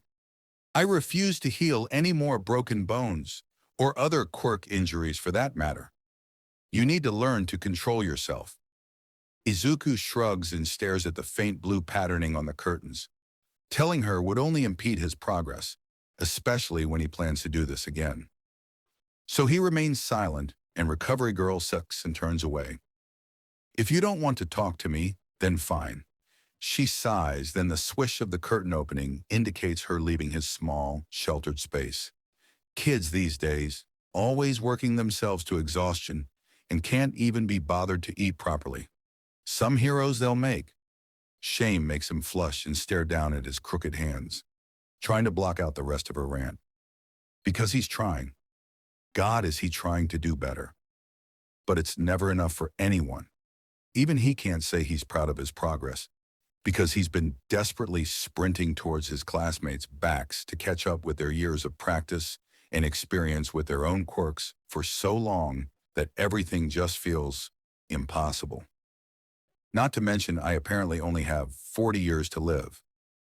It had been one of his theories that One for All took a toll on the holders' bodies. After all, if using the power unprepared could blow off limbs in seconds, then how much damage could it do long term? But he hadn't expected to live that long anyway, so that's not really what bothers him. No, what bothers him is that in every theory he has, All Might is always the outlier, to the point where he'd started leaving Yagi out of his theories altogether. This is getting ridiculous, he sighs, pressing his hands to his face. I need to go back to the dorms. After that dream and the bleeding, he definitely has a new quirk. He has some guesses as to what it is, but he's certain that it isn't stealth, which is disappointing, but there's not much he can do about it besides try harder next time. Even with physical descriptions of past holders, he still can't tell them apart very well, which boils everything down to his luck. His horrible, cursed luck. Izuku resists the urge to scream, or cry, or laugh hysterically. It's fine. I'll figure it out and test out a theory or two and try not to come here again. Underscore, underscore, underscore, underscore, underscore, underscore, underscore, underscore, underscore, underscore, underscore. Midoriya, please, no. Ida strides towards him as he slips off his shoes and attempts to sneak away, but he's quickly grabbed by the shirt collar, which he does not like but doesn't fuss because he knows Ida wouldn't do anything worse than accidentally hit someone, unless something like the Hosu incident happened again.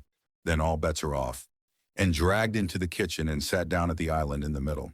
He watches, confused, as Ida heats up leftovers and makes a plate, then sets it down in front of him.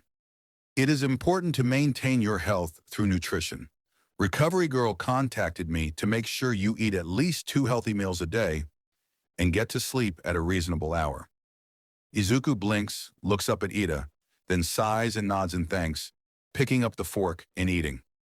Somehow the blue-haired boy manages to stay silent throughout his entire meal, and once he's done, he stands up and puts the plate in the sink under Ida's watchful eye. He's also escorted to his room by the other boy, who goes on a 15-minute rant on the benefits of 8 hours of sleep, then yawns, which prompts the other boy to leave, with a very stern, go to sleep. As he drops onto the bed, he silently thanks Ida for showing him the leftovers. Left to his own devices, he probably would have just gone to bed due to the late hour. It was nice of him. Then he yawns again, but rolls over, almost falling onto the floor as he stretches across the small space to grab his computer off of his desk chair. He has some work to do before he rests. Notes. Yes, some of the One for All holders are OCs. Some are also from canon. We just got a reveal of all of the past holders, and I'm honestly not even surprised at this point that they're mostly guys. So, fuck canon. I'm adding non-binaries and women to the mix, because I'm done with Horikoshi's bull about not being able to write women. I hope you enjoyed Ida Mother Henning Izuku. It's a personal headcanon of mine. I really can't wait to release the next chapter. I have the feeling you guys will like it. Have a good day. Chapter 28. Your suffering will not be in vain. Notes. See the end of the chapter for notes. Above him, the stars twinkle dimly. He leans against his glass door, blanket wrapped around his shoulders as he stared up at the stars. They're not as bright as he thought they'd be, but then again, there's probably a lot of light pollution here, since it's in the middle of a city. Sighing, he rests his head against the glass, closing his eyes. Where are they? Are they okay? Are they even alive? He exhales deeply, eyes opening again as he stares at the faint white dots he knows are stars. They're strong and determined. They won't go down easily, and that's his only consolation. I'll come home soon. Underscore, underscore, underscore, underscore, underscore, underscore, underscore, underscore, underscore, underscore, underscore. Somewhere north of UA, a blue-haired man with a hand on his face pauses to look up, eyes fixing on a particularly bright cluster of stars. He's never been out of a city before, much less looked up at the stars, and yet, something about them tugs at him. They kind of look like Izuku's freckles. He muses, carefully removing the hand from his face to have a better look. A wave of something washes over him, and he frowns, glaring up at the stars. Little fuckers probably did something weird. Oi, boss, you ready?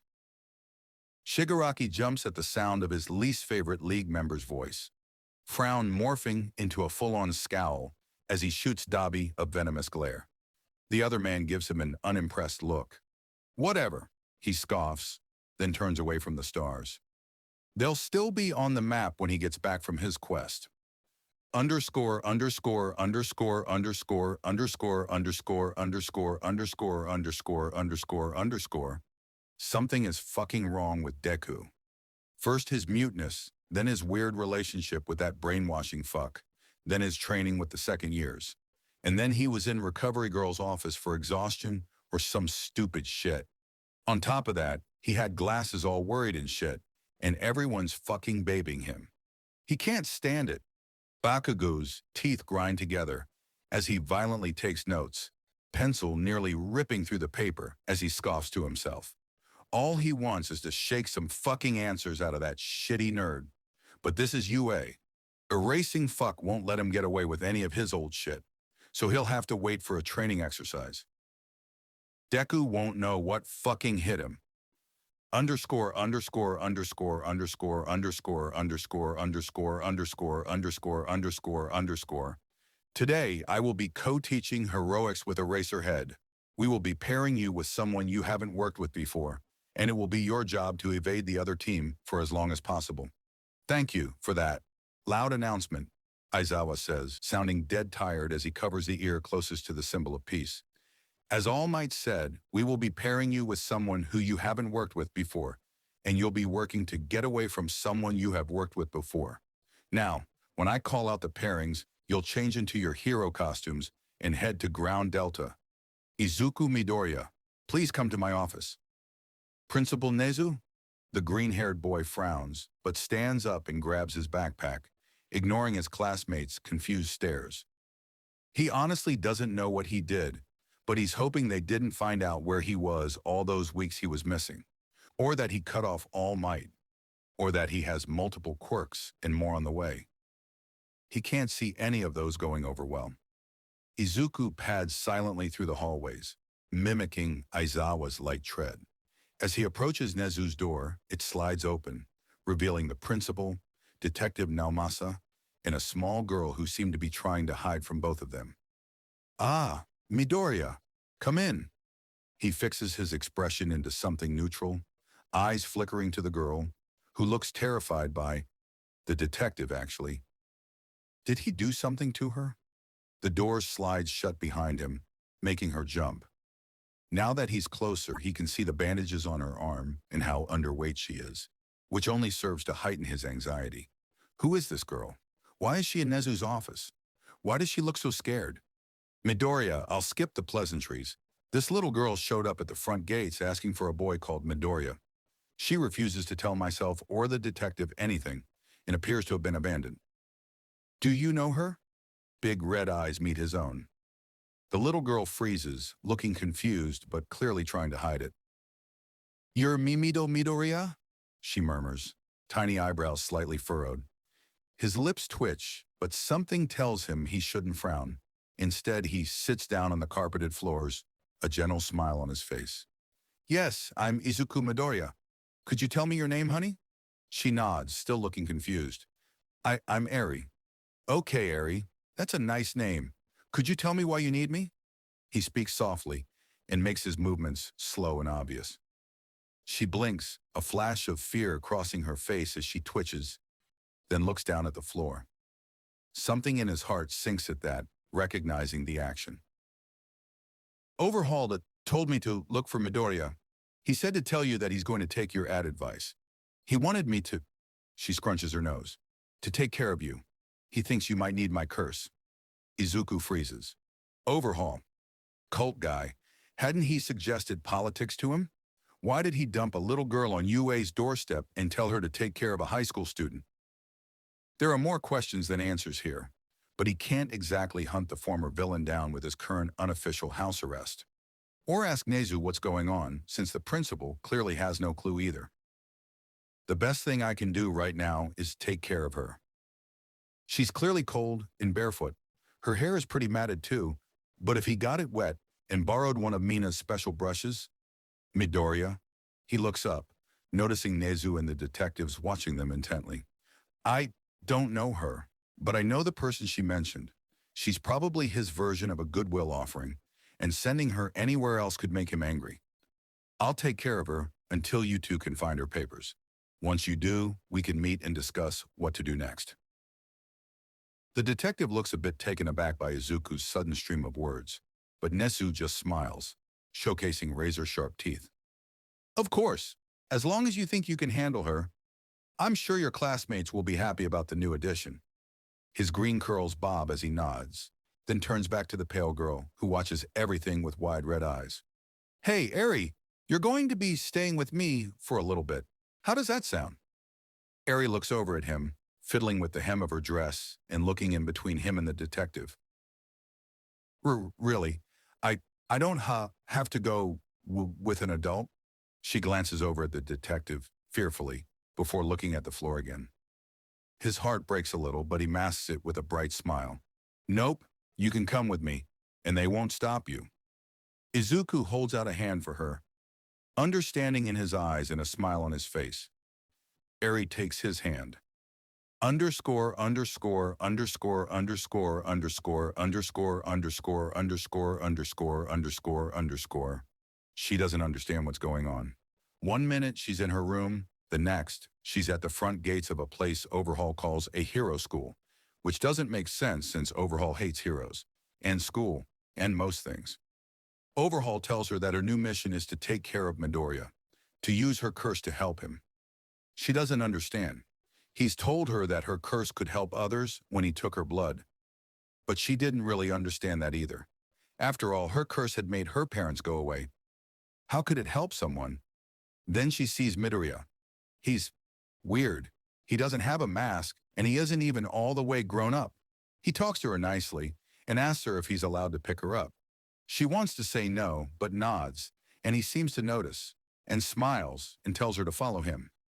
The hero school has really big rooms, and big doors, and big hallways, and big everything. Midoriya tells her to call him Izuku and takes to a big building called dorms. He tells her it's a building where a lot of people live together. When she asks who else lives there, he doesn't tell her to speak up or glare at her, just smiles and tells her that his classmates live with him. She doesn't know what that is. Eri is also confused when he asks her if she wants to watch a movie. She doesn't know what that is either. She had a book in her room, but she wasn't very good at reading, one of the men bird masks said so, and she didn't have any other books to practice with. Is a movie a type of book? When she asks Izuku, he looks sad for a moment, then smiles at her and tells her to sit on the couch. She does that, confused about the black box in front of it. She'd seen one of them before, but she'd never seen it really do much.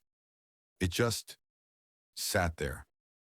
The green-haired boy picks up something with a lot of buttons and presses the red one, and suddenly the black box comes to life with color and noise.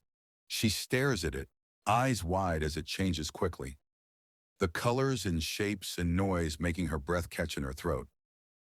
Suddenly the colors slow and the screen darkens, and the picture of a girl in a really long, pretty dress is on the box. Wide-eyed, she leans in, watching the girl move around and talk to people and even sing. Wow!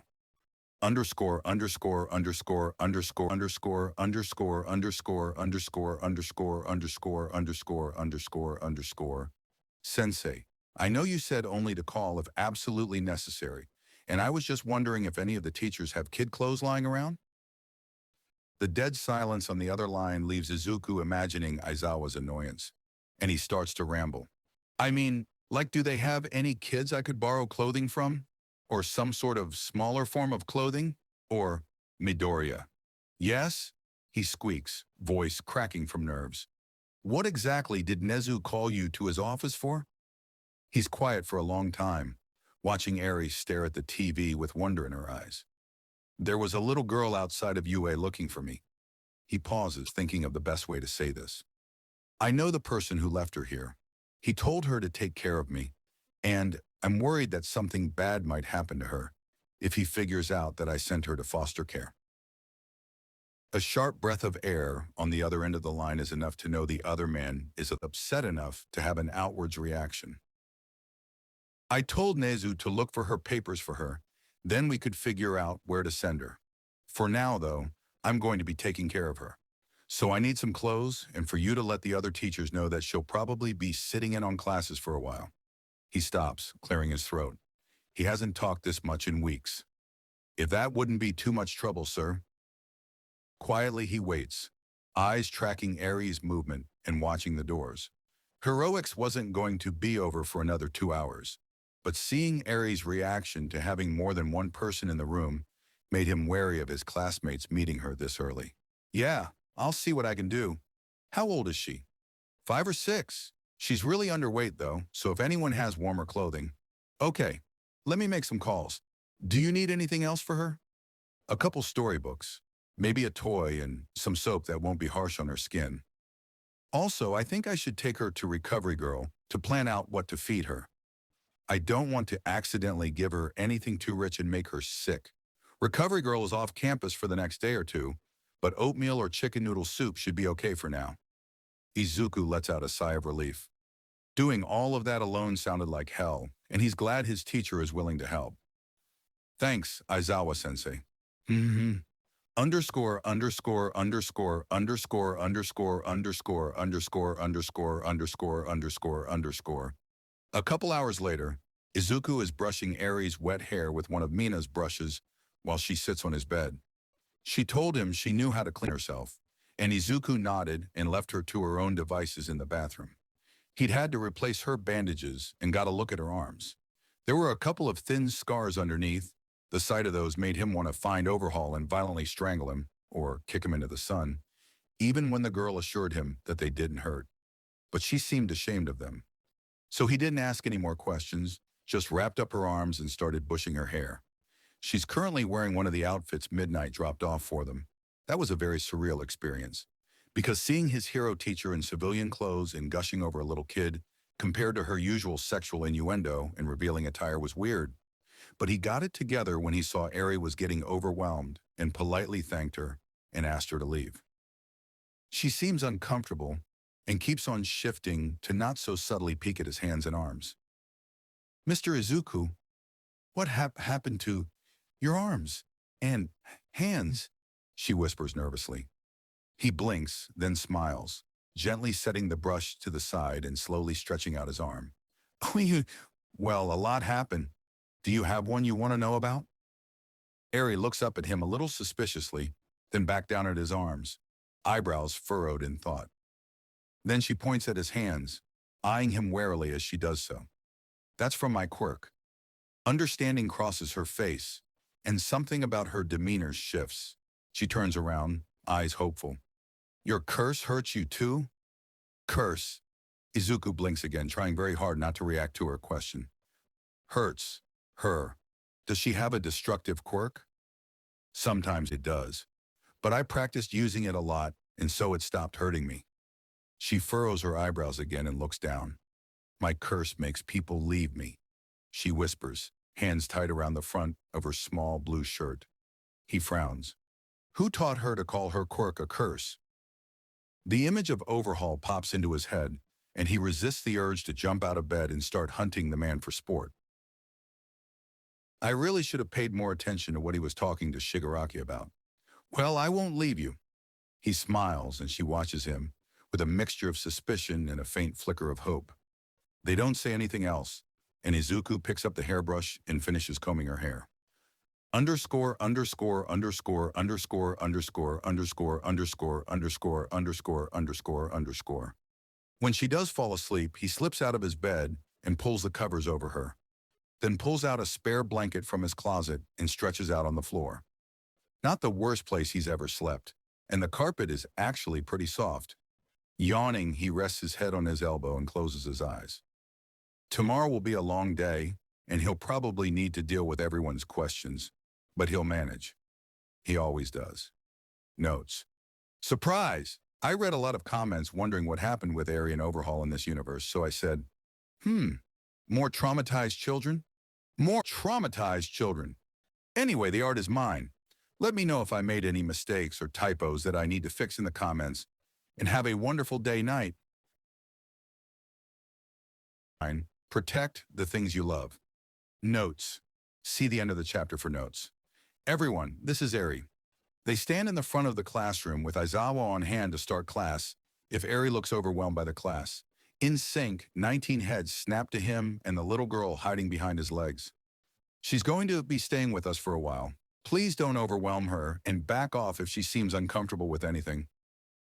He glances down at Eri, who looks absolutely terrified by all of the attention. Eri, these are my classmates. They live with us in the dorms. Don't worry, all of them are very nice. Everyone starts talking, some even rushing forwards to coo at her, but he levels them with a stare that makes them freeze. Then look down at Eri, who's clutching his pant leg and looking more terrified than before. He frowns and quickly unbuttons his blazer, twisting it around and draping it over her head to help her hide. Mina and Hagakure exchange a meaningful look, instantly leaning over their desks to murmur to each other. Did you see that? Mina whispers. I think we're witnessing the class cinnamon roll becoming a father before we graduate, Hagakure whispers back excitedly. In front of them, Jiru snorts, and Uraraka's smile becomes strained. Her grip on his pants relaxes, and she reaches up, tugging the fabric out of her eyes to peer up at Izuku. He gives her a brilliant smile, oblivious to his classmates' whispered conversations. Unfortunately, Bakugo chooses this moment to shove his way to the front, a sneer on his face. Where the heck did you get a kid, Deku? At least he censored himself. The green-haired boy sighs, then opens his mouth, only to be interrupted by Aizawa walking in, looking more tired than usual. Class is starting. Get to your seats. Underscore, underscore, underscore, underscore, underscore, underscore, underscore, underscore, underscore, underscore, underscore. The rest of the day is spent avoiding questions, getting weird looks from teachers, quietly checking on Eri, who decided to use his blazer as a hiding place for when she got too overwhelmed, and doing work. Honestly, after getting 4 people's experiences, quirks, and memory of their deaths shoved into his head, school is a breeze. He's grateful for that, because otherwise things would have been a lot more difficult, and he really wants to focus on making her feel safe. During lunch, he heads back to the dorms with Eri in tow and makes her chicken noodle soup for lunch. Shinsu and Todoroki come back to the dorms for lunch too, and they quickly introduce themselves to Eri. All 3 seem unsure of how to interact with each other, but when Todoroki starts building a delicate ice sculpture, Eri's attention is immediately captured, and the red and white-haired boy spends the rest of lunch perfecting them for the tiny girl. Oh well, he gets Izuku's chicken noodle soup and a new friend out of it. Underscore, underscore, underscore, underscore, underscore, underscore, underscore, underscore, underscore, underscore, underscore. Nezu, why is a first year taking care of a 6-year-old on campus? Vlad King asks at the next staff meeting, eyes narrowed as he glares at Aizawa, who's currently putting his sleeping bag to good use. The other man opens an eye, giving his coworker an annoyed look as he shifts, sinking further into his chair and closing his eye again. Vlad has a point. Shouldn't she be at home? 13 says, setting their hands on the table and looking over at the principal. I'm afraid she doesn't have a home at the moment, Nezu chirps, setting his cup of tea on the table. A couple of teachers shift uncomfortably, But Vlad decides to continue, much to Aizawa's annoyance. Well then, couldn't she be sent to his house? Or to a foster home? Caring for a child is a lot of work, and with a workload like UA's, he's bound to fall behind. The man in the sleeping bag glares at Vlad, quirk activating and making the other man shudder with discomfort. Ah, I'm afraid it would be dangerous to both Eri and Midoriya if she were to be sent anywhere else at the moment. I am currently in the process of looking for her legal papers, but I did contact someone that knows the person Eri claims to have dropped off at our front gates. I'll be speaking to him soon, so I hope you all can be patient until then, Nezu explains, his smile displaying a multitude of sharp teeth. A collective, silent sigh of relief rushes through the room as Aizawa huffs and deactivates his quirk. None of them like the feeling of their quirk gone, and glowing red eyes glaring at them only serves to make it more unsettling. Besides, he seems to be doing better these days, don't you think? Nezu grins, taking a sip of his piping hot tea. A pause. He's actually taking care of himself and not showing up at my office 3 times a week for various nonsensical injuries now that she's here. I'd say this is an improvement, Recovery Girl huffs, tapping her cane lightly on the floor. Aizawa nods slightly, relaxing into his sleeping bag again and grumbling something under his breath. My thoughts exactly, the principal claps his hands with a delighted smile. Now, on to the next order of business. Underscore, underscore, underscore, underscore, underscore, underscore, underscore, underscore, underscore, underscore, underscore. It's become something of a tradition for Eri to sit on the counter while Izuku made them food, and an unacknowledged tradition among the other Class 1A students to join. Only 2 people at once, otherwise Eri would get overwhelmed and they'd have to face Izuku's disappointed stares, and they could never be too loud. They take turns, and Ida makes sure that everything stays fair. This helps Eri warm up to the class, and most of them, except for Bakugo, will smile and wave at the little girl when she peeks out from Izuku's uniform jacket, which has become a semi-permanent fixture on her head. During heroics training, various students offer to look after her when it's his turn to go, and when they spar, Aizawa keeps an eye on her, because Izuku doesn't want to talk to All Might and doesn't trust him with kids. She looks surprised when he comes back at first, but she slowly starts to expect it, and starts wiggling around the classmate, watching her, and jumping into his arms as soon as he's within eyesight.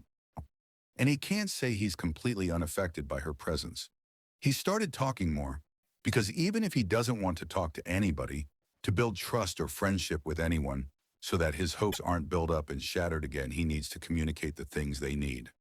His smiles are reserved for Eri, for the most part, though. As 1 week passes, then 2, then 4, she slowly starts to talk more, to him at least. Initiates physical contact with him and cuddles to his side when they watch movies together. Each day, warmth grows in his chest as he watches her slowly come out of her shell. He's gotten attached, and he can't say he minds. Underscore, underscore, underscore, underscore, underscore, underscore, underscore, underscore, underscore, underscore, underscore.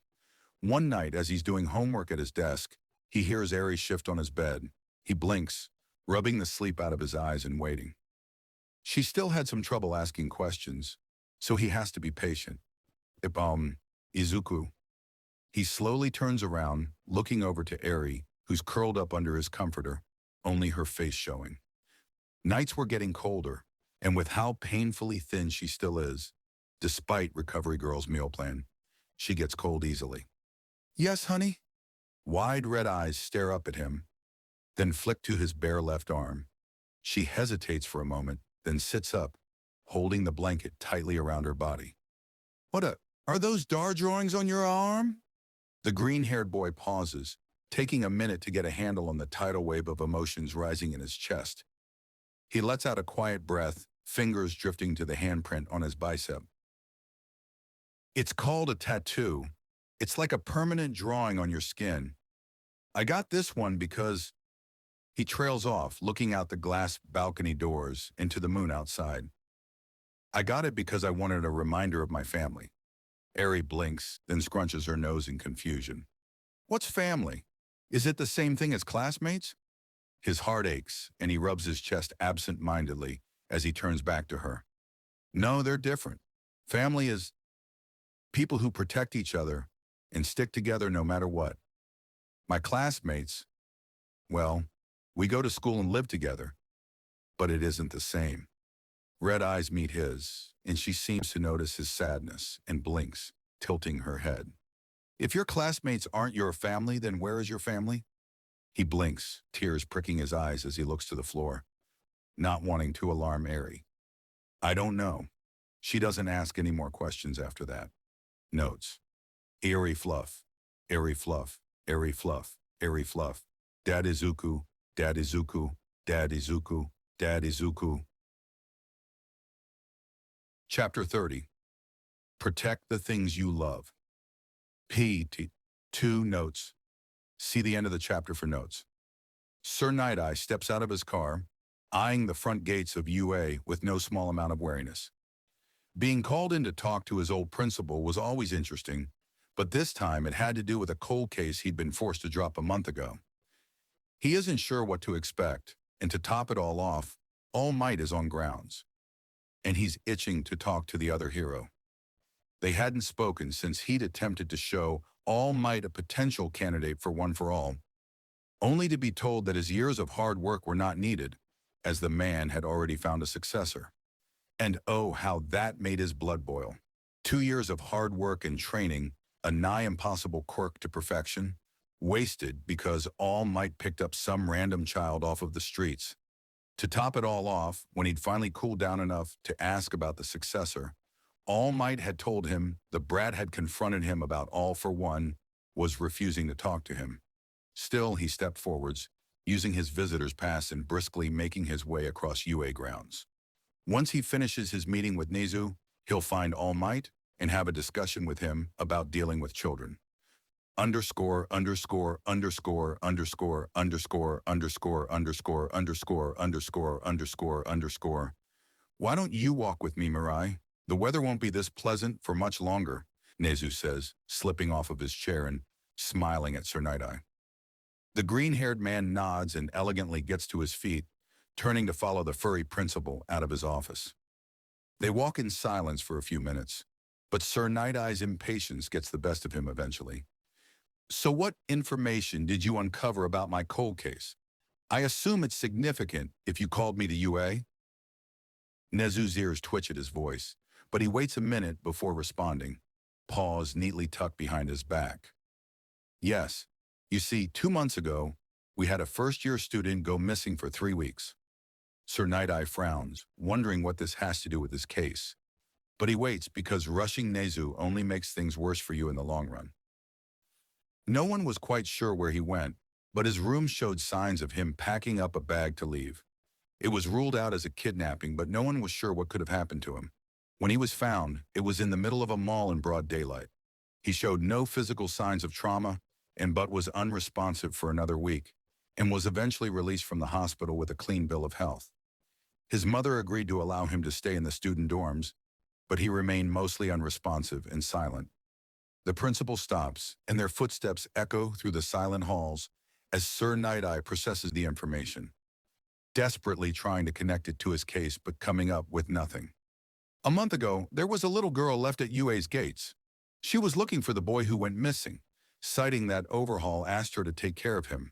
He admitted to knowing who she was talking about and offered to take care of her until I could find legal papers for her.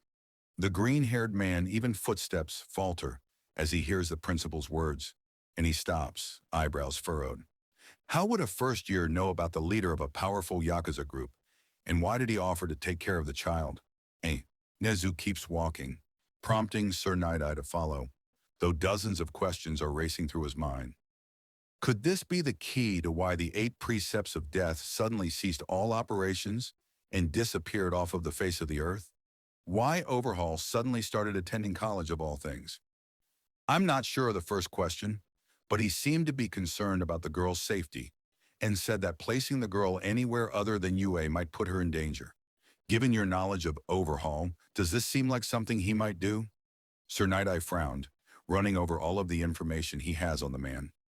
He'd picked up the case half a year ago when the Yakuza group's activity was starting to pick up, and had spent a lot of time poring over every known member's profile. From what he'd read about Overhaul, or Kai Chizaki, He's something of a misguided activist. He believes that quirks are ruining people's opportunities at equality, and claimed to have made something that would bring back the time before quirks. He's aloof and quick to anger, and he seemed to have some form of germophobia related to his quirk. He's also extremely smart and covers his tracks well, hence why, though he was a suspect in many crimes, no one could prove that he'd done any of it. With all of this in mind, the idea that he'd given someone a child, of all things, was so odd that he didn't really know what to think. He told her to take care of him? He asks, moving at a glacial pace. Indeed, she said Overhaul told her to tell Midoriya that he would be taking his advice, and for her to use her curse, which I assume is her quirk, to take care of him. The student's name is Midoriya. He files that information away for later, still running through everything he knows and trying to piece together the information he has. The 8 precepts of death had noticeably slowed down a month and a half ago, and once he'd gotten around to investigating it, there was no evidence the organization existed in the first place. The boy clearly has had some form of contact with Overhaul, but the timing in which he was missing and when the organization shut down doesn't match up. Actually, the timing matches more with the little girl's appearance at UA. Could she be a part of the operation that the 8 precepts of death were heading? But why would he just give up something so important? Overhaul was charismatic and passionate about what he did, to the point of gaining near fanaticism from his followers. Now he was attending college and taking a political science class of all things. I don't think I have enough information to make any sort of solid conclusions about this, but it would be helpful to me if either Midoriya or the little girl would speak to me. Overhaul was a B-class villain, and for him to do something so strange is certainly a cause for concern. Sir Night Eye adjusts his glasses, realizing that they'd somehow made it outside during their walk. I agree, Nezu says, his smile all sharp teeth as he stands underneath a tree that casts shadows over his glossy white fur. Which is why I'll be taking you to them. I believe that between us, we should be able to figure out just what's going on. Sir Night Eye nods and begins walking again. Everything Nezu did had a purpose, and all one had to do was wait for the reason to reveal itself. They're currently in the first-year dorms, which are a short walk from here. It's a weekend, and most will be visiting family, so everything should be relatively private. Follow me. He follows Nezu. Underscore, underscore, underscore, underscore, underscore, underscore, underscore, underscore, underscore, underscore, underscore. Izuku is in the middle of making Eri a snack when danger sense flares, and half a second later, he hears a quiet cry of distress. Instantly, a cold sensation washes over him, and he rushes out of the doorway, throwing the knife he was using on the apple at the offender. A man with slicked back green hair streaked with yellow. Said man leaps away from the knife now embedded in the floor, head whipping to Izuku. What do you think you're doing? He half snarls, lighting crackling off of him as he steps in front of Eri, who's pressed against the back of the green couch with a terrified expression. Now, Midoriya, there's no need to get violent, Nezu chirps, popping up from behind the coffee table with a cheerful smile. He frowns at the principal, not turning off his quirk. He made Eri cry, the green-eyed boy says, voice flat and angry as he eyes the tall man wearing a light gray suit. The man glares at him, straightening his red tie decorated with smiley faces and brushing off his sleeve. I was merely trying to get a better look at her face. It's hidden by her hair.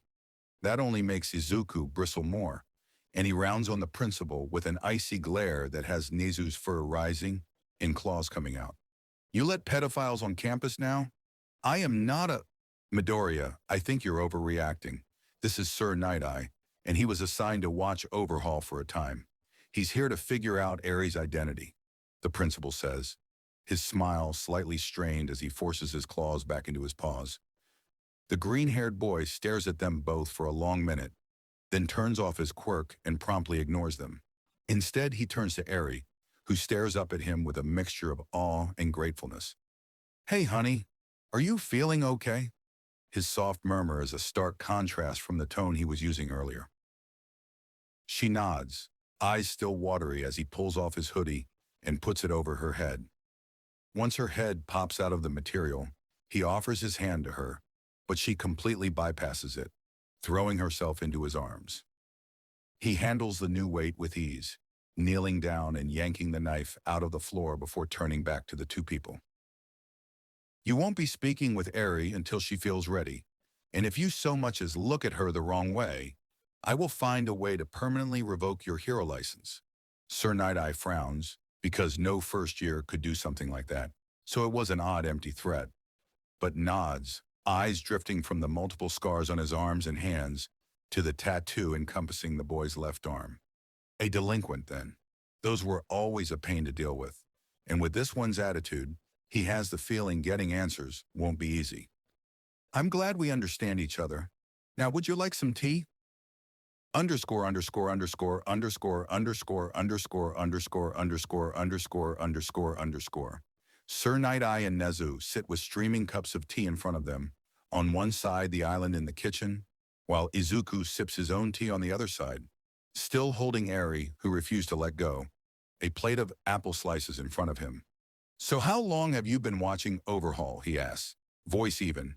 He needs to figure out how much Sir Night-Eye knows before answering any questions. For 6 months, since his operations started picking up enough for a hero to be assigned to the case. The gray-suited man replies primly, having not touched his cup of tea. Izuku takes another sip of his tea, assessing the hero with a neutral expression. Now that he thinks about it, isn't this guy the only sidekick All Might ever had? The one who had a falling out with All Might and created his own agency, slowly fading into obscurity. Did All Might tell him about Izuku? No, probably not. Otherwise, the man would be looking at him differently. There'd be more emotion. Judging from the timing he and All Might parted, the argument was probably over his injuries. I assure you, Sir Night-Eye is a very professional and well-respected hero in both underground and daylight heroics. So you have nothing to fear. He simply wants to ask you both about Overhaul to help Eri, Nezu says. Honestly, Izuku doesn't really want to talk to someone with such a close connection to All Might, but for the sake of not looking suspicious, he'll comply with this, questioning. What do you want to know? He asks, sipping of his tea, as he watches the man in the gray suit shift, adjusting his glasses. I'd like to know your exact relationship with Overhaul, and why he left a little girl with you for no apparent reason. You could have just said you suspect me of having relations with a villain, you dick. The green-haired boy stares at the green-haired man for a long time, letting the silence drag on for several seconds before responding. Well, considering you've only been on his case for 6 months, I could see why you'd be confused. He smiles placidly and takes another sip of his tea, watching the pair unsubtly exchange looks. You want passive-aggressive? I'll give you passive-aggressive. I'm afraid we're going to need you to elaborate, Midoriya, Nezu says, sending something like an apologetic smile at the green-haired boy. Let me be clearer. Overhaul stalked me for 2 months at the beginning of my first year of middle school. Both authority figures twitch slightly, and Izuku's smile grows a little bigger at their obvious surprise. He also used his quirk on me almost daily. Now, I don't know how to classify our relationship, but I'm sure that 2 heroes such as yourselves can help me out. He gently rubs Eri's back as he smiles at the 2 people across the table. There's a long silence, and he watches Sir Night-Eye and Nezu silently process the information with no small amount of amusement. Midoriya, could you tell us why he used his quirk on you, and if you said anything to him that might have had any sort of significance? Nezu regains his composure first and carefully folds his paws together on top of the counter. The green-haired boy sips his tea, taking a moment to think about how to phrase everything so he doesn't accidentally reveal something important. He started using his quirk on me because I was a late bloomer, and he assumed I was quirkless. He has a thing where he thinks quirkless people are pure. I believe he was attempting to recruit me because of my quirkless status, and used his quirk to heal me as a form of bribery. It actually backfired, and due to an incident, he left. As for anything I could have said to him, I was selectively mute during that time, so we have barely exchanged any form of conversation. However, I did at one point attempt to talk him out of crime. I'm unsure of why he decided to send Eri to me, though. There, he told the truth, but left a couple of loopholes in case they decided to bring in All Might's lie detector friend. Eri shifts in his arms, her bright red eyes peering up at him from inside the hood of his hoodie. His attention instantly switches to her, and he reaches over to the plate of apples and offers her a piece. She reaches out and takes it, one hand still tight around his t-shirt as she disappears into his chest again. Could you elaborate on the incident that caused Overhaul to leave? Sir Night-Eye asks, lacing his long fingers together and leaning forwards, almost mimicking Nezu's posture. No, Izuku says flatly. A long, uncomfortable silence. Very well. Could you tell us if you know anything about his operations, or how Eri fits into all of this? Nezu asks, a polite smile on his face. I'm not aware of any of his operations. As I've said before, I believe Eri is his form of a goodwill gift. Is there anything else that you could tell us that would be useful? Sir Night-Eye asks, hair unmoving from its place on the left side of his forehead. The green-haired boy shakes his head and then looks down at Eri, who's still hidden in layers of blue hoodie. He quietly taps her arm, and she looks up. Do you want to talk to them? He murmurs, watching her carefully. Red eyes flick from his face, then to the side, and her tiny eyebrows furrowing as she thinks. Are they going to take me away if I talk to them? She whispers, tiny hands clenched together tightly. No, and if they try, I'll scare them away. He smiles brightly, and she hesitates for a minute before twisting around to look at the people across the table. Izuku adjusts his grip on her and shoots Sir Night-Eye a warning look. Thank you for cooperating, Eri. We'll make this quick. Could you tell us what Overhaul told you when he brought you here? Nezu asks, smile a little less toothy than before. He said to fight fine, so someone called Midoriya, and to use my curs, Q-Quirk, to he help him. She looks back to Izuku, who gives her an encouraging smile. You're doing great, honey. Sir Night-Eye clears his throat, making Eri stiffen. Eri, was it?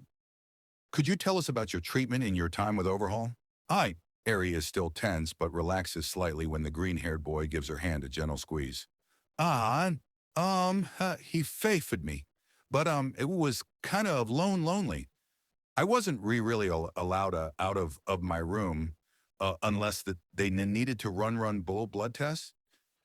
And the people were watching me, we were kind of mean. Izuku's face is dangerously blank as he thinks of possible ways to brutally murder Overhaul and his associates without being caught. While all of his scenarios ended with him being arrested and sent to jail, the idea of them dying in increasingly horrible ways is somewhat satisfying. Izuku? The green-haired boy's face blossoms into an angelic smile as he looks down at Eri, who looks uncomfortable, eyes darting from him to the people behind her. Can I be done now? She whispers, shifting in his arms. Of course. Why don't you go to the living room and watch a movie while I finish talking to these two? She nods, quickly slips off of his lap, and runs out of the kitchen. The moment she leaves, his smile drops, and he looks over to the people across from him with mild disinterest. Do you have any more questions? No. Thank you for your time, Midoriya. Nezu smiles at him. He gives the principal a flat stare, then turns to Sir Night-Eye. If you ever need more information, then ask me, not her. Have a nice day. They nod and quickly file out, leaving Izuku alone at the island. When he hears the front door of the dorms close, he lets out a heavy sigh and presses his forehead to the counter, heart racing in his chest. Holy shit! He's never spoken to a teacher or a hero like that. It was terrifying, but if he'd done anything else, they might have made Eri more upset, so he'd persevered. Now, alone in the kitchen, he bangs his head against the counter. Idiot, idiot, idiot. I called Sir Night-Eye a pedophile.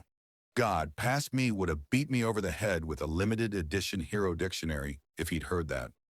Izuku lets out a heavy sigh, the low hum of One for All buzzing under his skin from the leftover adrenaline. Thank God for years of practice acting under extreme stress. Underscore, underscore, underscore, underscore, underscore, underscore, underscore, underscore, underscore, underscore, underscore. Izuku's eyes snap open at the first hint of a sniffle. Usually, Eri would sleep through her nightmares, but he has a feeling that tonight will be different. He sits up, shoving his blanket under the bed, and scooting over to the bedside. She's still under the comforter, and her face is scrunched up in distress, small, pitiful whimpers coming from her form. He doesn't reach out, just watches her, wondering if he was just imagining things. Don't! Eri sits up, her hand reaching out for something. She pants, looking around the room wildly, her hair flying through the air in a silvery arc. Their eyes meet, and she goes still, residual fear glimmering in the moonlight. He smiles, carefully holding a hand out to her. An offer. He's had to deal with his nightmares alone for his entire life, and he'll be damned if he lets her go through the things he did. She stares at his hand, tears forming in her eyes. Izuku? Yes, Eri. They're going to take me away. Aren't they? They... Is she referring to Sir Night-Eye and Nizu? He smiles, resting his hand on the bed. No, they're not. You're safe here, and no one will take you anywhere you don't want to go. She watches him, eyes flickering with the dim light of hope. He'd watched it grow brighter over the past several days, and seeing it snuffed out so easily made his heart break. And you're not going to leave? She asks, a stray tear running down her face as she holds her breath, waiting for his answer. Izuku's smile morphs into something more serious. No, I'm staying with you, no matter what. Her eyes well up with tears, and she lets out a quiet whimper, lips twisting up in an imitation of the smile she'd come to love in the past few weeks. He returns it, getting to his feet and picking her up, comforter and all. Come on, let's go get some warm milk. It'll help you sleep better. As they walk down the dark hallways, the sound of Izuku's soft breathing and footsteps and Eri's occasional sniffle punctuating their trip to the ground floor. As they walk into the common room, he spots Shinsu leaning back against his typical spot on the couch. The purple-haired boy looks up, and his eyes immediately zero in on the bundle of blanket in Izuku's arms. The green-haired boy gives the other one a reassuring smile, then heads to the kitchen, carefully preparing a cup of milk and adding a bit of honey to it. As he works, Eri sniffles slow, then stop, but she keeps a tight hold on his arms, fingers occasionally ghosting over a scar or whirl of ink. Once it's done, he picks up the cup and heads to the couch, setting Eri down beside the lanky, purple-haired boy and handing her the mug. She holds it tightly, and he takes a seat beside her, stretching out on the cushions. Bad dreams? Shinsu asks, the question directed at no one in particular. Hey, Eri nods, then sips her drink. Izuku looks over her head at Shinsu, who looks more tired than usual. From what the other boy told him, Shinsu's insomnia was due to a residual mutation of his father's quirk, and though he could function with less sleep than the average person, he also had issues actually sleeping. He must have had a couple bad nights in a row to have even darker eye bags than normal. Izuku thinks of Third's quirk. He couldn't really find much information on her, but the explanation of her quirk, Tranquil, was enough to let him know why her vigilante career had been so successful, beside her excellent marksmanship and training. As far as he could tell, she'd hum or talk using Tranquil, and her targets would fall into a sense of false security, or even sleep if she pushed herself. Everyone she'd arrested had reported hearing something that made them relax, then either falling asleep or being shot by something that put them to sleep. She very rarely killed anyone, and when she did, it usually was with good reason. He'd been upset about her assassination of a member of the government until he'd learned he was a child murderer and used money to weasel his was out of jail. He sighs quietly, wondering if he could use the quirk to help the two other people on the couch with him. Probably. The green-haired boy hesitates, but when he notices Eri leaning over to set the mug on the table and coming back with trembling hands, he makes his decision. Lowly, he starts humming. His voice weaves its way through the dark room, making everyone relax. The longer he hums, the more drowsy Shinsu and Eri feel, and they find their eyes drooping closed. Eri leans against him, and the purple-haired boy's feet make their way onto Izuku's lap. He smiles, carefully reaching over Eri and grabbing a blanket and spreading it over himself and Shinsu, then adjusting the comforter on Eri. Yawning, he leans back into the cushions, eyes drifting shut. That was more effective than I thought it would be. Notes. Honestly, I don't like Sir Night that much. He's a dick, and basically groomed Mirio. I think his death was just to make us feel sympathetic for him. And honestly, I think that was kind of cheap on the author's part. Anyway, I hope you enjoyed the fluff and protective Izuku, because I know I enjoyed writing it. Have a great day night.